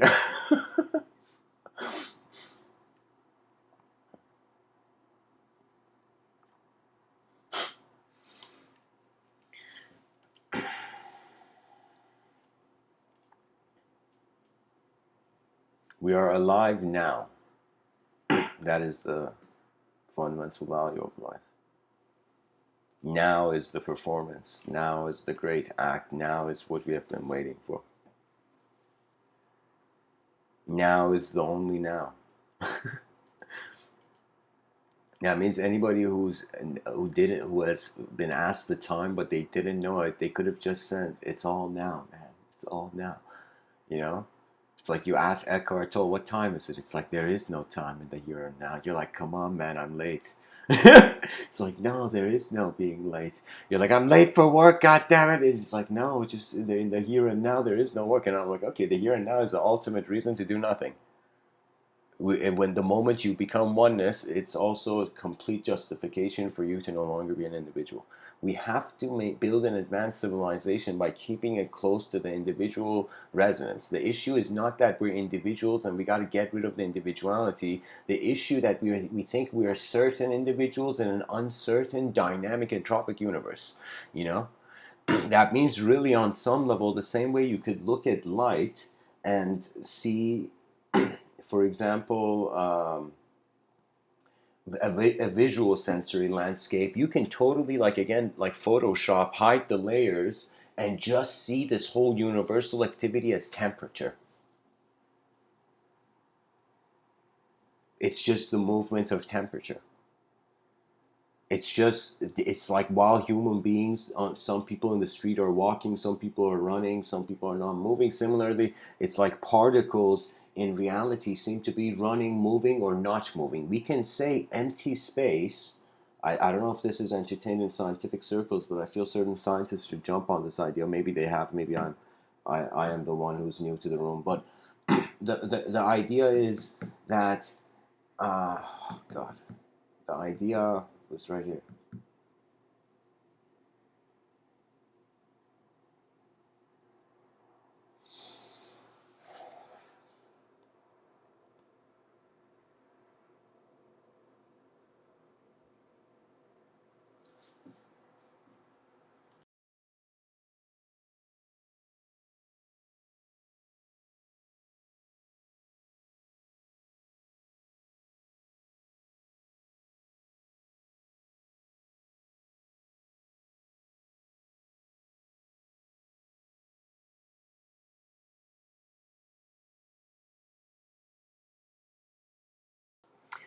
Yeah, guys, the idea, I remembered it. It's pretty much considering that if empty space is particles that don't want to move, just like we're looking at particles not based on classical physics, but we're looking at it from a social dimension. If we treated particles like people and people in society, it's as if certain particles are more in motion and certain particles are less in motion and certain particles are not in motion. And so imagine empty space is a particle that isn't moving. So the higher dimensions could be how this dimension isn't moving. That means a higher dimensional movement could mean a lesser dimensional stillness. That means what is a movement for a higher dimension that reaches a certain point of unfathomability and conceivability? Then it's like, it arises the meaningless, it arises as nothing. That means it's like if somebody moves fast, you can see them, but if they move faster than the speed of light, you can't see them. There was a comic character named Flash in the X-Men. And this guy, when he would move so fast, people couldn't see him. That means he was moving faster than the speed of light. That means he was a human being that was experiencing a timeless dimension.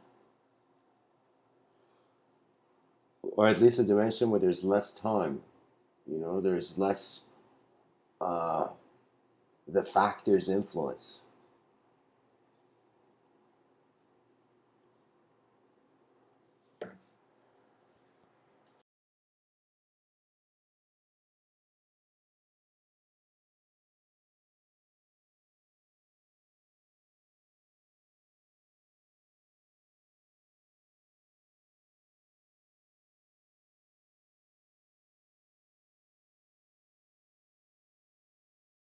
You know, just like an employee in a company, the less they effort they put, the more like the lazy employee doesn't exist in the company. The lazier the employee, the less the employee actually cares for the company to exist in it.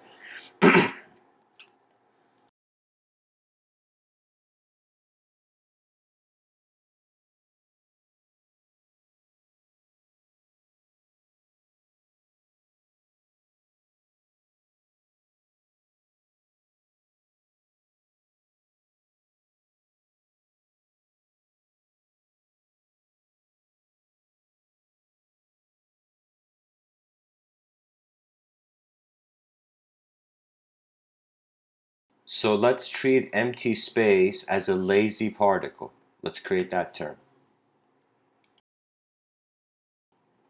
Just like if an employee doesn't live in the company, they're non-existent. It's as if they don't exist in the company the less you do in a company.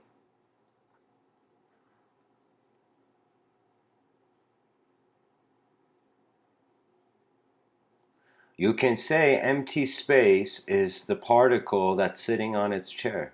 It is not standing. It doesn't see what the commanding officers see.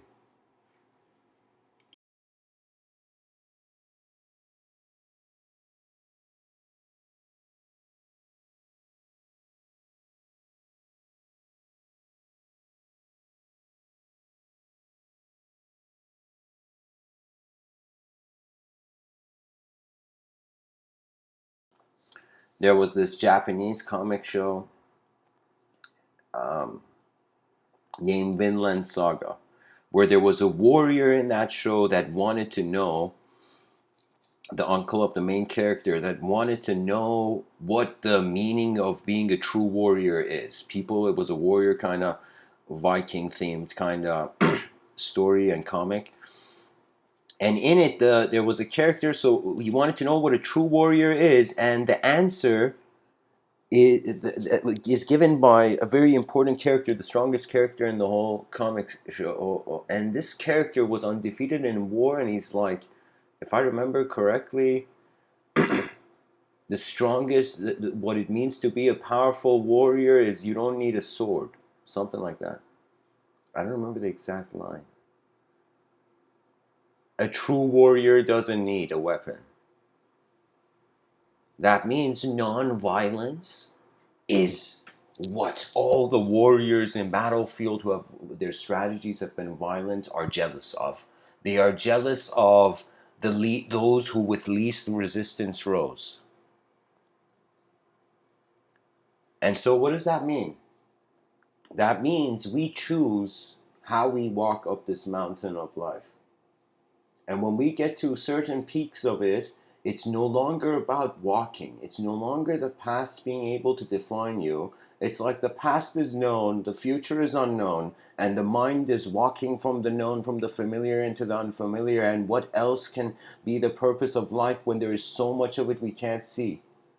Right now, our perception, our visual sensory perception is in an electromagnetic spectrum, a certain frequency of it. That means we don't see what snakes see. We don't see what how cats and dogs see. They see in dogs see in black and white. Snakes see in infrared, for example. So many animals have different sensitivities to eyes. Maybe there's animals who can actually see like waves in nature, you know, forces that we're not even aware of.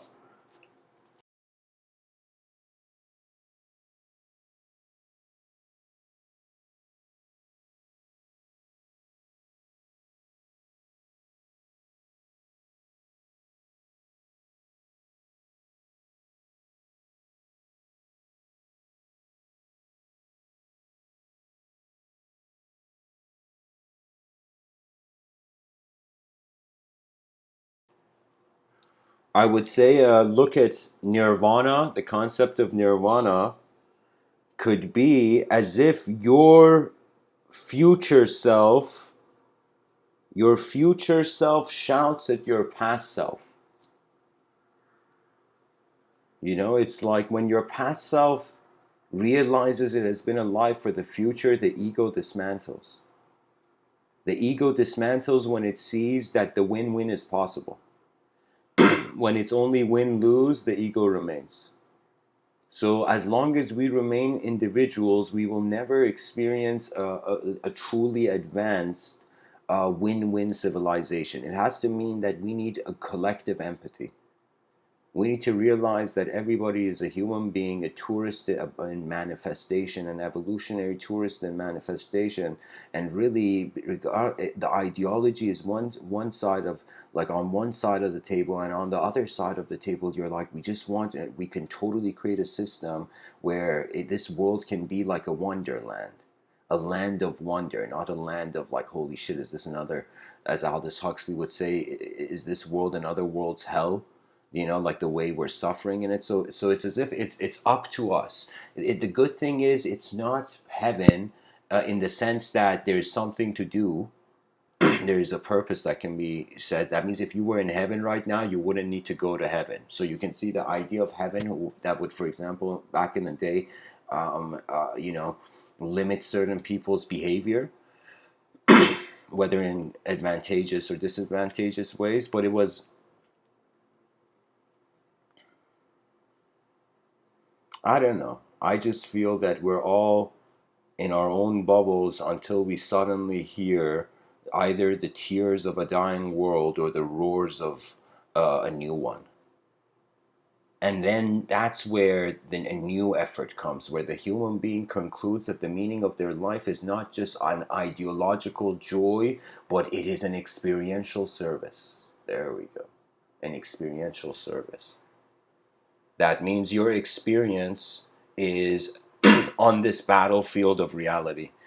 And just like in the movie Enemy at the Gates, and during World War II, the Russian in that there was a scene where, like, the Russian army, when it was running in, like, the soldiers, some of them would be given guns, some of them would be given only bullets. If they ran back and they betrayed the battlefield, they got scared and ran away, they would be killed by their, or there were machine guns, so nobody could run back. They would be traitors, so they would be killed. And so the soldiers had only one direction to go. It was as if they were forced to go forth in the battlefield.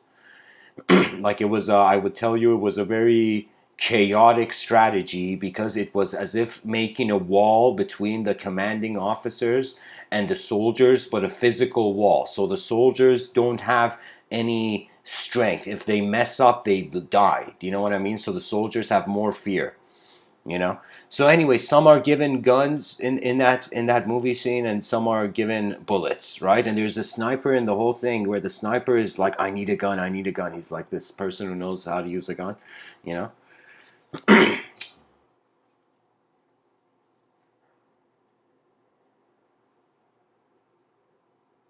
So that's the thing. We open our eyes in not a World War II battlefield, but in a civilization that has its own challenges. The first task is to stabilize the individual. Once the individual is strong, then the civilization can be strong. That means it's like there's no point of being a weak human being on this planet. That means throw away that attitude like a shirt that no longer fits you.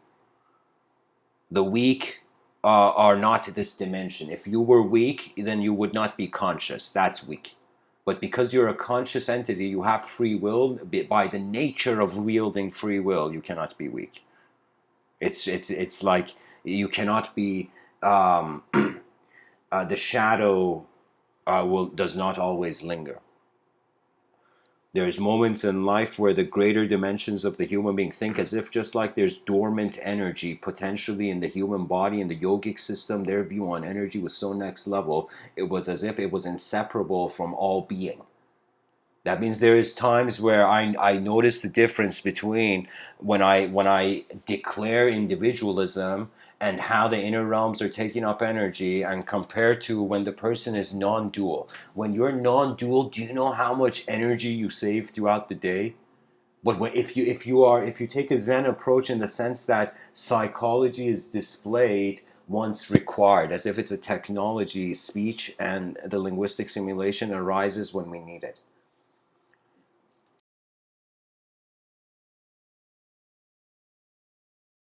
Pretty much coagulation of patterns in the past are allowing us to see those past patterns in new ways.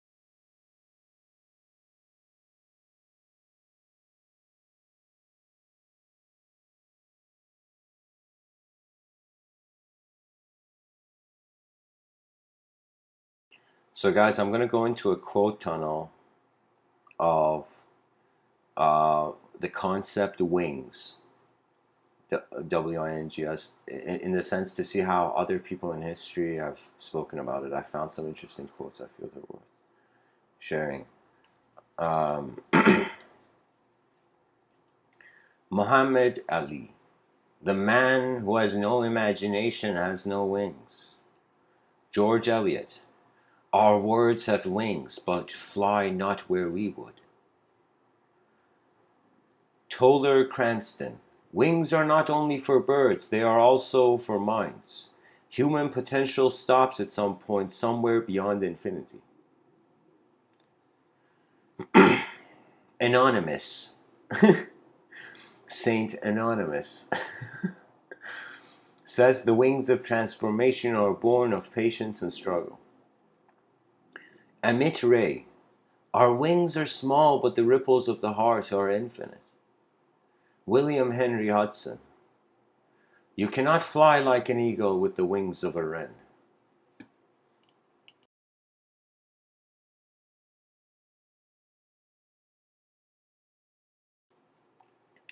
Helen Van Slyke, even angels must find their wings too heavy sometimes. Wow, wow, what an incredible sentence. I feel this sentence deserves to be in, the museum of the greatest sentences, one of the greatest sentences ever written. Even angels must find their wings too heavy sometimes. Do you know what that means? That means the superhero, like Superman or Batman or whatever, they were fighting the villains, but on some level, they were feeling the heaviness, the burden of carrying their position. There's a burden to the will. Not that it's a burden, but it's like it's work. It's as if like the angel flying in the sky. It's like, oh yeah, that's why I have wings. Yeah.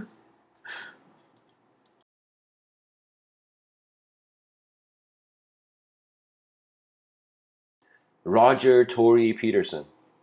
Birds have wings. They're free. They can fly where they want when they want. They have the kind of mobility many people envy. Our minds are like birds, guys.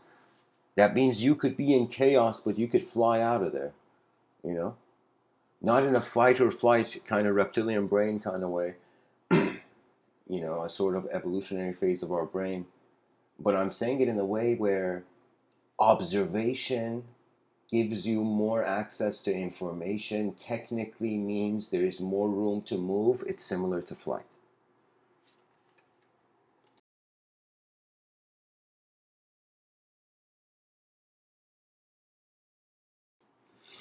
Ray Bradbury, go to the edge of the cliff and jump off. Holy shit. Build your wings on the way down. This man is true.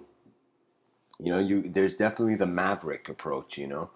Even Jalaluddin Maulana Rumi, the Sufi mystic, of course, in his poetry, and he shared this, where he's like, love is a madman. It's like a mad human being who just, they go naked and they run into the unknown forest. Like he was painting that imagery where there's the same animal wilderness to continue on some level through love and tolerance. There's an access of a collective emergence. That means if you want to build an individual thing, you don't have to love people. That's why. But if you want to build a collective thing, you need as many as many advanced communicators to help build an advanced civilization. What does that mean? That means realizing the potential of the individual through the greatness of the vision of the collective. We just have to activate that uh, uh, it's as if like in the Renaissance, where it was as if one creative event sparked other creative events. Eventually it shifted the context of the power of the moment.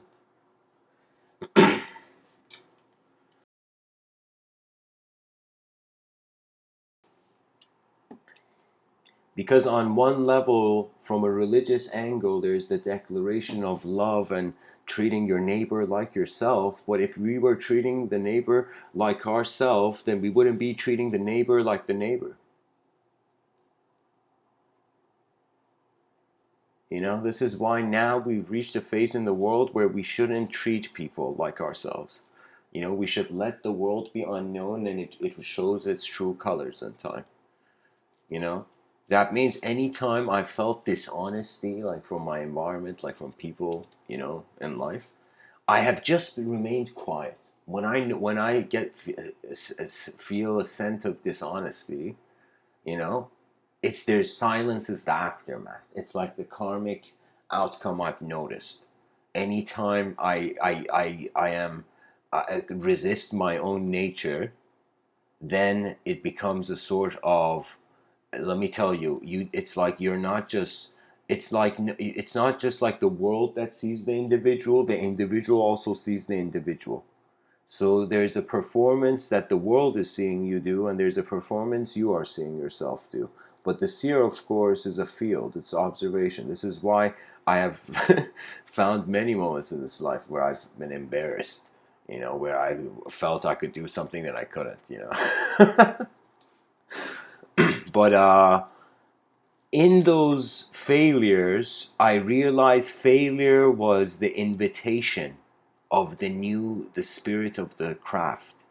That means failure is a good sign. It's a sign that now you can discriminate what is the better. So if you have failed in your life, you're like, okay, you know, I got this kind of information from how the moment behaved, you know? It's as if everybody, whether they like it or not, they are the greatest psychologists of their own mind, because nobody has your eyes. You know, that means I have agreed with people, but I've wondered on another level, what have I been agreeing with?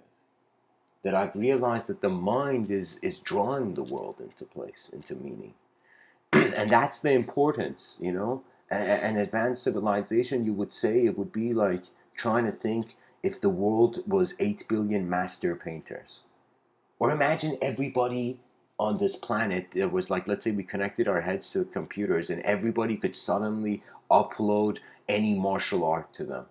And every person had their own martial art, you know? There was some way of, let's say, looking at the DNA and exactly knowing which martial art is best for this person's DNA. In the future, I'm saying, imagine technology gets that advanced. So it would be a sort of, you see, not trying to be the same, not trying to be different, which both these can cause war, but realizing we are like plants in a garden, and every plant has a value, but it doesn't mean its value has to be exactly like how the other plant is. The main reason we are right now not all experiencing as if we're in one body, in the same body, is simply because of location.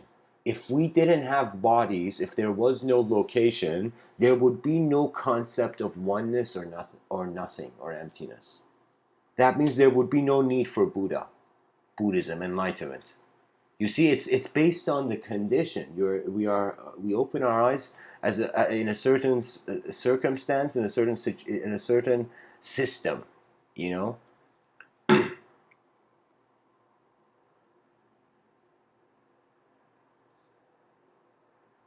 Without honor, there is no strength to lift the weight of this world. Without nature is the greatest force. That means if somebody wanted to know what is the best thing that the human being can do when it comes to wanting to be advanced, is to finding out what your own pace is and trusting that. When you trust your inner realms, your style doesn't become the reflection of other patterns, it becomes colored by your inner realms. Do you know that means that I can speak about what is in the outer realms, and I can also speak about what's in the inner realms, and I'm doing that. And just by the nature of speaking about something that is not objective, it's as if then what the mystery of the subjective has already been born. So the mystery still stands. I don't know if people realize it, but in 1,000 years, people are going to look back and be like, yo, our ancestors had no idea what consciousness was. How hilarious. This is what the children in 1,000 years from now are going to sound like. So it's a great time. It means the questions are alive. Any person who attempts to um, wonder about the new unknown is automatically it will be considered in the pioneering eyes of the future. That means live not only for your children, live for your grandchildren, your great great grandchildren, as if every father sat down with their son and they're like, son, yeah, I'm your father, this is the family, and we got to take care of the family, and you're going to be a father one day, but son, remember, we are, both me and you are living for the greatness of our grandchildren. And the greatness of our grandchildren means we must even be able, willing, strong enough. It's a testament to strength that you can change. The weak can't change because their strength is conditional. The situation changes, suddenly the person doesn't feel strong because their experience, their metaphysics was inspired by a sort of ceremonial authorization in a temporary way. This is why I don't like esotericism. It's childish for me, you know? Ritual, it's like the Buddha even came and saw a lot of Brahmins back in the day doing weird rituals, and he's like, what are you guys doing? This is messed up. The Buddha's like, holy shit, these guys are just doing, just like trying to be human pretzels. Like we. The Buddha was wise enough to stop moving, and he saw it all. And the inner realms where we realized subjects could be observed, and it blew the minds of people back in the day. Because the Buddha in his inner realms, his eyes are closed, sitting underneath a tree, and the archetypes of chaos in his subconscious appear to him as a storm of arrows being thrown at him. So he sees in his inner realms as if he's about to die from all the chaotic archetypes his mind has fathomed, and the Buddha looks at these these dark arrows, smog arrows. Let's say if it was CGI. Like and and so in the inner realms the Buddha looks at these arrows and he raises his hand. Instantly they become lotus flowers and fall to the ground. That is when the free will understood it's free first, then the will displays. Freedom was free. That means there's a freedom that you're trying to find, and there's a freedom that was here, you just have to notice it. That freedom of noticing makes you a human being rather than an ideological entity. And I'm telling you, ideological possession is real, and ideological possession just means the person has stopped caring in what other ways their eyes can move in this world. Because nowhere has it been said that you should not exist. Like, even this is something that astonished me about how a lot of uh, uh, in Eastern cultures and religious, I'll just say it like this, in very intense religious environments in the world where children are being raised, it's this strange thing where they feel their psychology locked, chained, emotionally chained to the truth of their environment. There was a moment where I realized emotions also harbor images.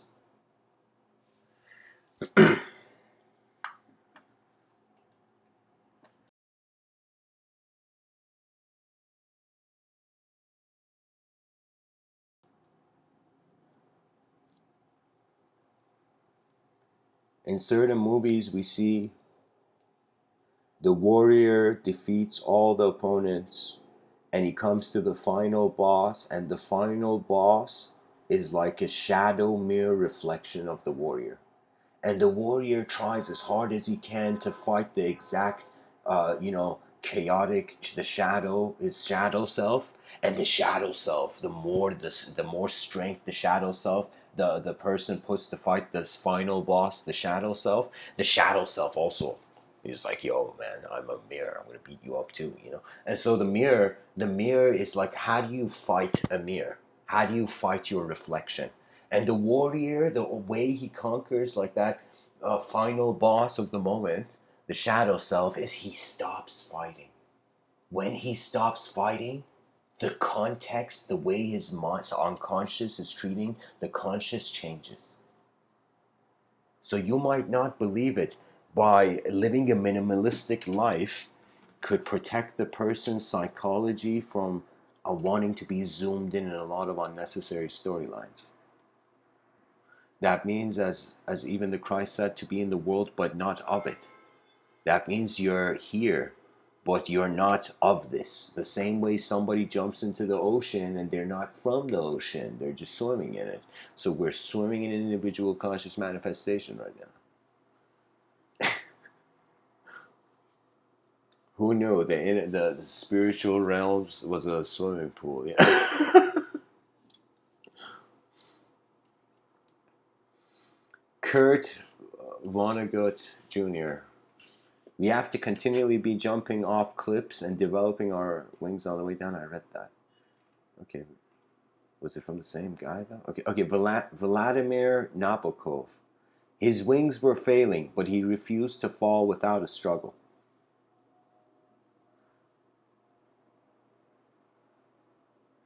Kerry Katona. A broken wing simply means you have to find another way to fly. Have a wonderful day, people. Awesome. Awesome quote. Debasish Mirza. Spread your wings of love and fly in someone's sky of dream and imagination. Franz Kafka. We all have wings, but they have not been of any avail to us, and if we could tear them off, we would do so. Marina Sveteva. Wings are freedom only when they are wide open in flight. On one's back, they are a heavy weight. Wow. This quote is another way of saying, like, if you don't use your mind, it's a burden, but if you use it, it's like wings and it'll help you fly. So your intelligence, the faculty of intelligence, it's like you gotta open it up, trust the realm, and fly. Now, if you don't, if there is a sort of, the past is, if you're chained to the past, and you can't fly, your wings will become a burden. So you would be like, I had this potential for life. Why didn't I live it? Why was it that I was like a bit behind than my imagination? You know? J.M. Barrie. The reasons birds can fly and we can't is simply because they have perfect faith. For to have faith is to have wings. I would say, instead of the word faith, it's just trust in the event. Like, you gotta have faith in the roller coaster, You gotta have faith in, like, in the bus when you get on the bus. You know what I mean? Like, it's like there's faith. Is just before calling it faith, it's just, and we wake up, we experience a sequence of events, and we sleep. And so if we have trust in the events, that's like the whole point of faith. So you don't freak about a certain moment in your life because you have lived through many moments. So you're not just fragmented memories of self. That means you're not your memories. You are the processor of them. You are the one observing them. Patrick Kluivert. Guys, these names are so complex to pronounce, I feel I'm not from this planet. With wings, the space between the lines is less. We had to run so much while on the defensive that we came up short offensively. Lance Wubbles. When the stormy winds of life threaten to knock you down, may you have the courage to spread your wings and fly. Yeah, that's the point of intelligence. That's the only point of intelligence, and observing before you act. Because observance, access again to more of your space, is like wings. You can say more vision for the mind is like more room for it to fly. Mark Nepo. No bird can fly without opening its wings, and no one can love without exposing their hearts. Guys, if birds became suddenly conscious, Imagine they went through an evolutionary cycle, they became conscious like human beings. They'd be like, oh my god, human beings have written so much poetry about us. J.R. Jim. Wings are like dreams. Before each flight, a bird takes a small jump, a leap of faith, believing that its wings will work. That jump can only be made with rock solid feet. Yeah, that's the thing. That means we don't know what an advanced civilization would look like, but we fly towards it to see what it would look like. That means I would say if you get to see, if you try something and fail, technically it's a success compared to if you had done nothing. So failure is way ahead of not doing nothing. Failure is like it attained experience. Like whatever you failed, the mind is like a camera recording the event. So you gained information. A failure is like it may be failure in one angle, but from another angle, something expanded in the vision of the human being. Kevin Myers. We are all born with wings. In times of doubt, spread them. Robert Ardrey. A bird does not fly because it has wings. It has wings because it flies. This could be an implication to there being a more subtler, as if there's an evolution. We are like a multidimensional being, and there has been an evolution prior. There's like an simultaneous body of evolution in another dimension. What does that mean? That means it's as if the designs of this realm are not from this realm. Our dimension is being projected from another dimension. It could be an implication like that, where the design of nature is ingrained, but because it's ingrained, it's as if it feels as if it was written. So at most, people are looking at all of knowledge on this rock and being like, is it a story? Tim Daly says Wings was a blessing, but it was also very difficult. Whenever you do situation comedy, no matter how excellent the execution, and we had a great cast and great writers, but the format is somewhat limited. Okay. Robert Bringhurst. Wings are a constraint that makes it possible to fly. William J. Clinton. You can put wings on a pig, but you don't make it an eagle. Imagine pigs had wings. That'd be terrifying. They're like, close the window, a pig's gonna get in. Platus. Flying without feathers is not easy. My wings have no feathers. Platus hasn't realized there's only one opportunity of lifetime to be great. Anna Claudia Antunes. Keep up your faith to go high and fly. Even after so many pains and sorrow, you can turn from a caterpillar to a butterfly. Life gives you a second chance, a call to grow. Napoleon Bonaparte. Until you spread your wings, you will have no idea how far you can fly. Until you trust your inner realms, you have no idea what expression comes. That means one thing I will only allow the audience to get fascinated about my talks, if anything, is the passage of concept to concept. Because I'm telling you, the inner realms, its speed, just like in your imagination, you can visualize and like look at where you are and see an object and visualize a copy paste version of that object just hovering in the air. Do you see how your imagination, gravity doesn't act on it? You can imagine an object hovering in the air, but your gravity doesn't act on your imagination. So similarly, if there's a self that's, let's say, abstract, then the abstract self is not bound to laws. It's just waiting for input. It's just waiting to be piloted. So you have to go as far as you can to just see what you are. Because there's a level of knowing that comes from depending on the environment, and then there's a level of knowing that comes from depending on your inner environment. And I'll tell you, the inner realms can be at times, the mystical path is not for the faint of heart, because sometimes the person can fall in love with the future.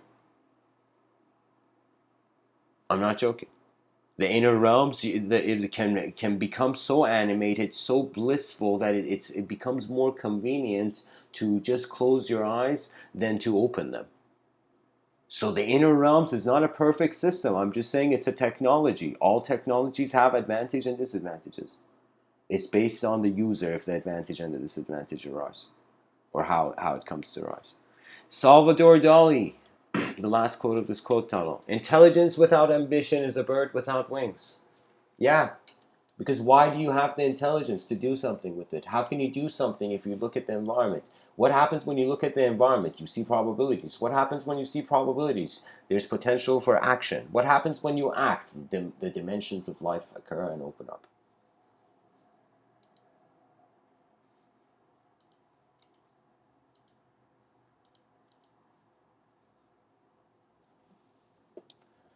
Anyways, guys, thanks for tuning in. That was the quote tunnel. The human being has two dimensions. Very simply, you can say the human part and the being part. The being part means the purpose of existence is instantaneous. That means that any existential creature, they ask, what's my purpose? It's right, it's happening. Your purpose is literally the incident. This life is instantaneously on an existential level its purpose, but on an experiential level, that is more like first starting with life being a simulation, and then as you live it, as you experientially pilot, it's the simulation. You see glitches in the system, or in the Zen tradition, the mind of the disciple would open up to the koan. The Zen master would say some special koan, and the guy would go and meditate on it. Like Alan Watts had one where he said, like, trying to bite your own teeth. Or I would say one, it's like, or maybe Alan Watts said this, I'm remembering it from that, but he says, trying to touch the tip of your finger with that finger. You see, it's the impossible. It's the it's to witness the beyond the linguistic simulation. Any human being can do this. Will realize because their intelligence is like an antenna. They have access to endless design. It doesn't mean your imagination makes sense. It just means it's like a moving river where at night you have just put the flashlight on. I remember, like, when I was 14, me and my cousins in our cottage in Iran, uh, and my brother, we would at night go and explore, like, by the river in the perimeter in property of our cottage. When they were like it connected to the river, and I remember we all had flashlights, just these 14-year-old kids, kind of looking at the water at night, like pointing the flashlight at the thing. I have that memory ingrained. And so for me, that moment where we had our flashlights on the water, it was as if, like, the imagination was not based on just the person having to move it or create thought. Like, what is this? Creating thought. We extract thought. That's a better way to acknowledge it. We are, so it's as if the antenna realizing the endless signals there are in every moment. That means everybody has an imagination. It's like a river behind your eyes. You just have to not think you're a thought, and you can notice it. And when you notice it, rhythms from inner freedom can express in the outer realm. Therefore, it's as if a sort of stoic revolution of the individual towards the collective.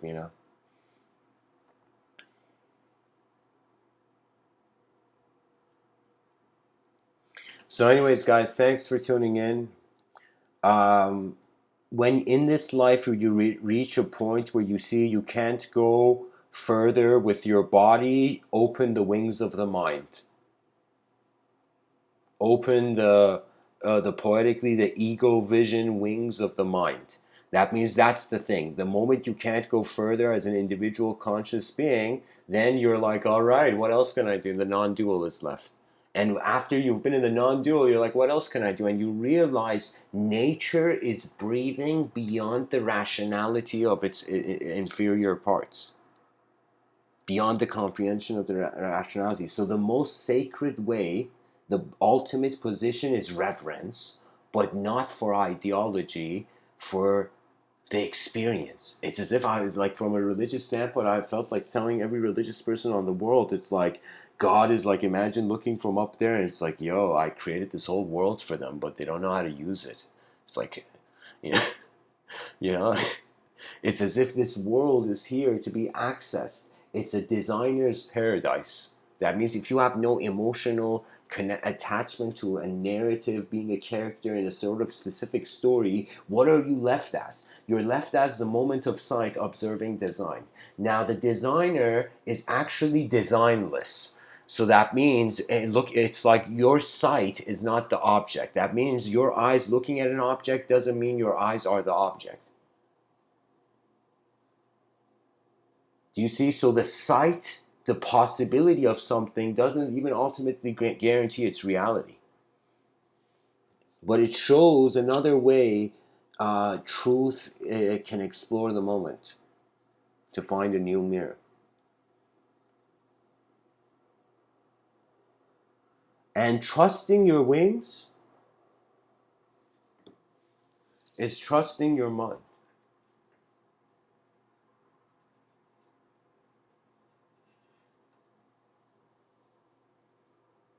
And that's it, folks. Thanks for tuning in. You know, we are given a great advanced evolutionary opportunity compared to all the species. Our utilization, knowing the value of it, that is true divinity. You know, it's like we have the opportunity to build heaven on earth, but it has to begin with the inner realms. The inner realms have to drop their weapons of a declaration the world has to be a certain way, and to just allow freedom to be nature's voice.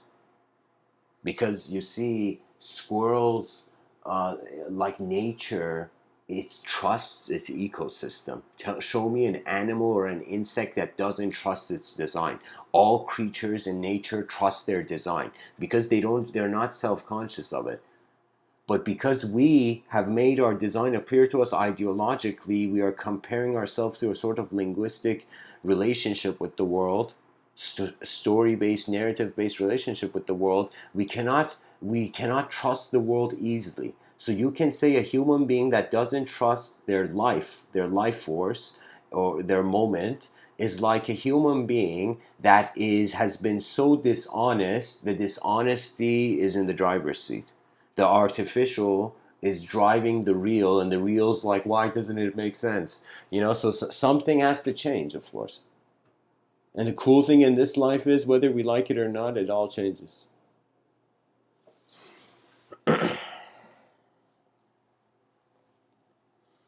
So anyways, guys, thanks for tuning in. Blessings. I'm going to share a Discord link. um, if anybody has further questions, they can join the Discord.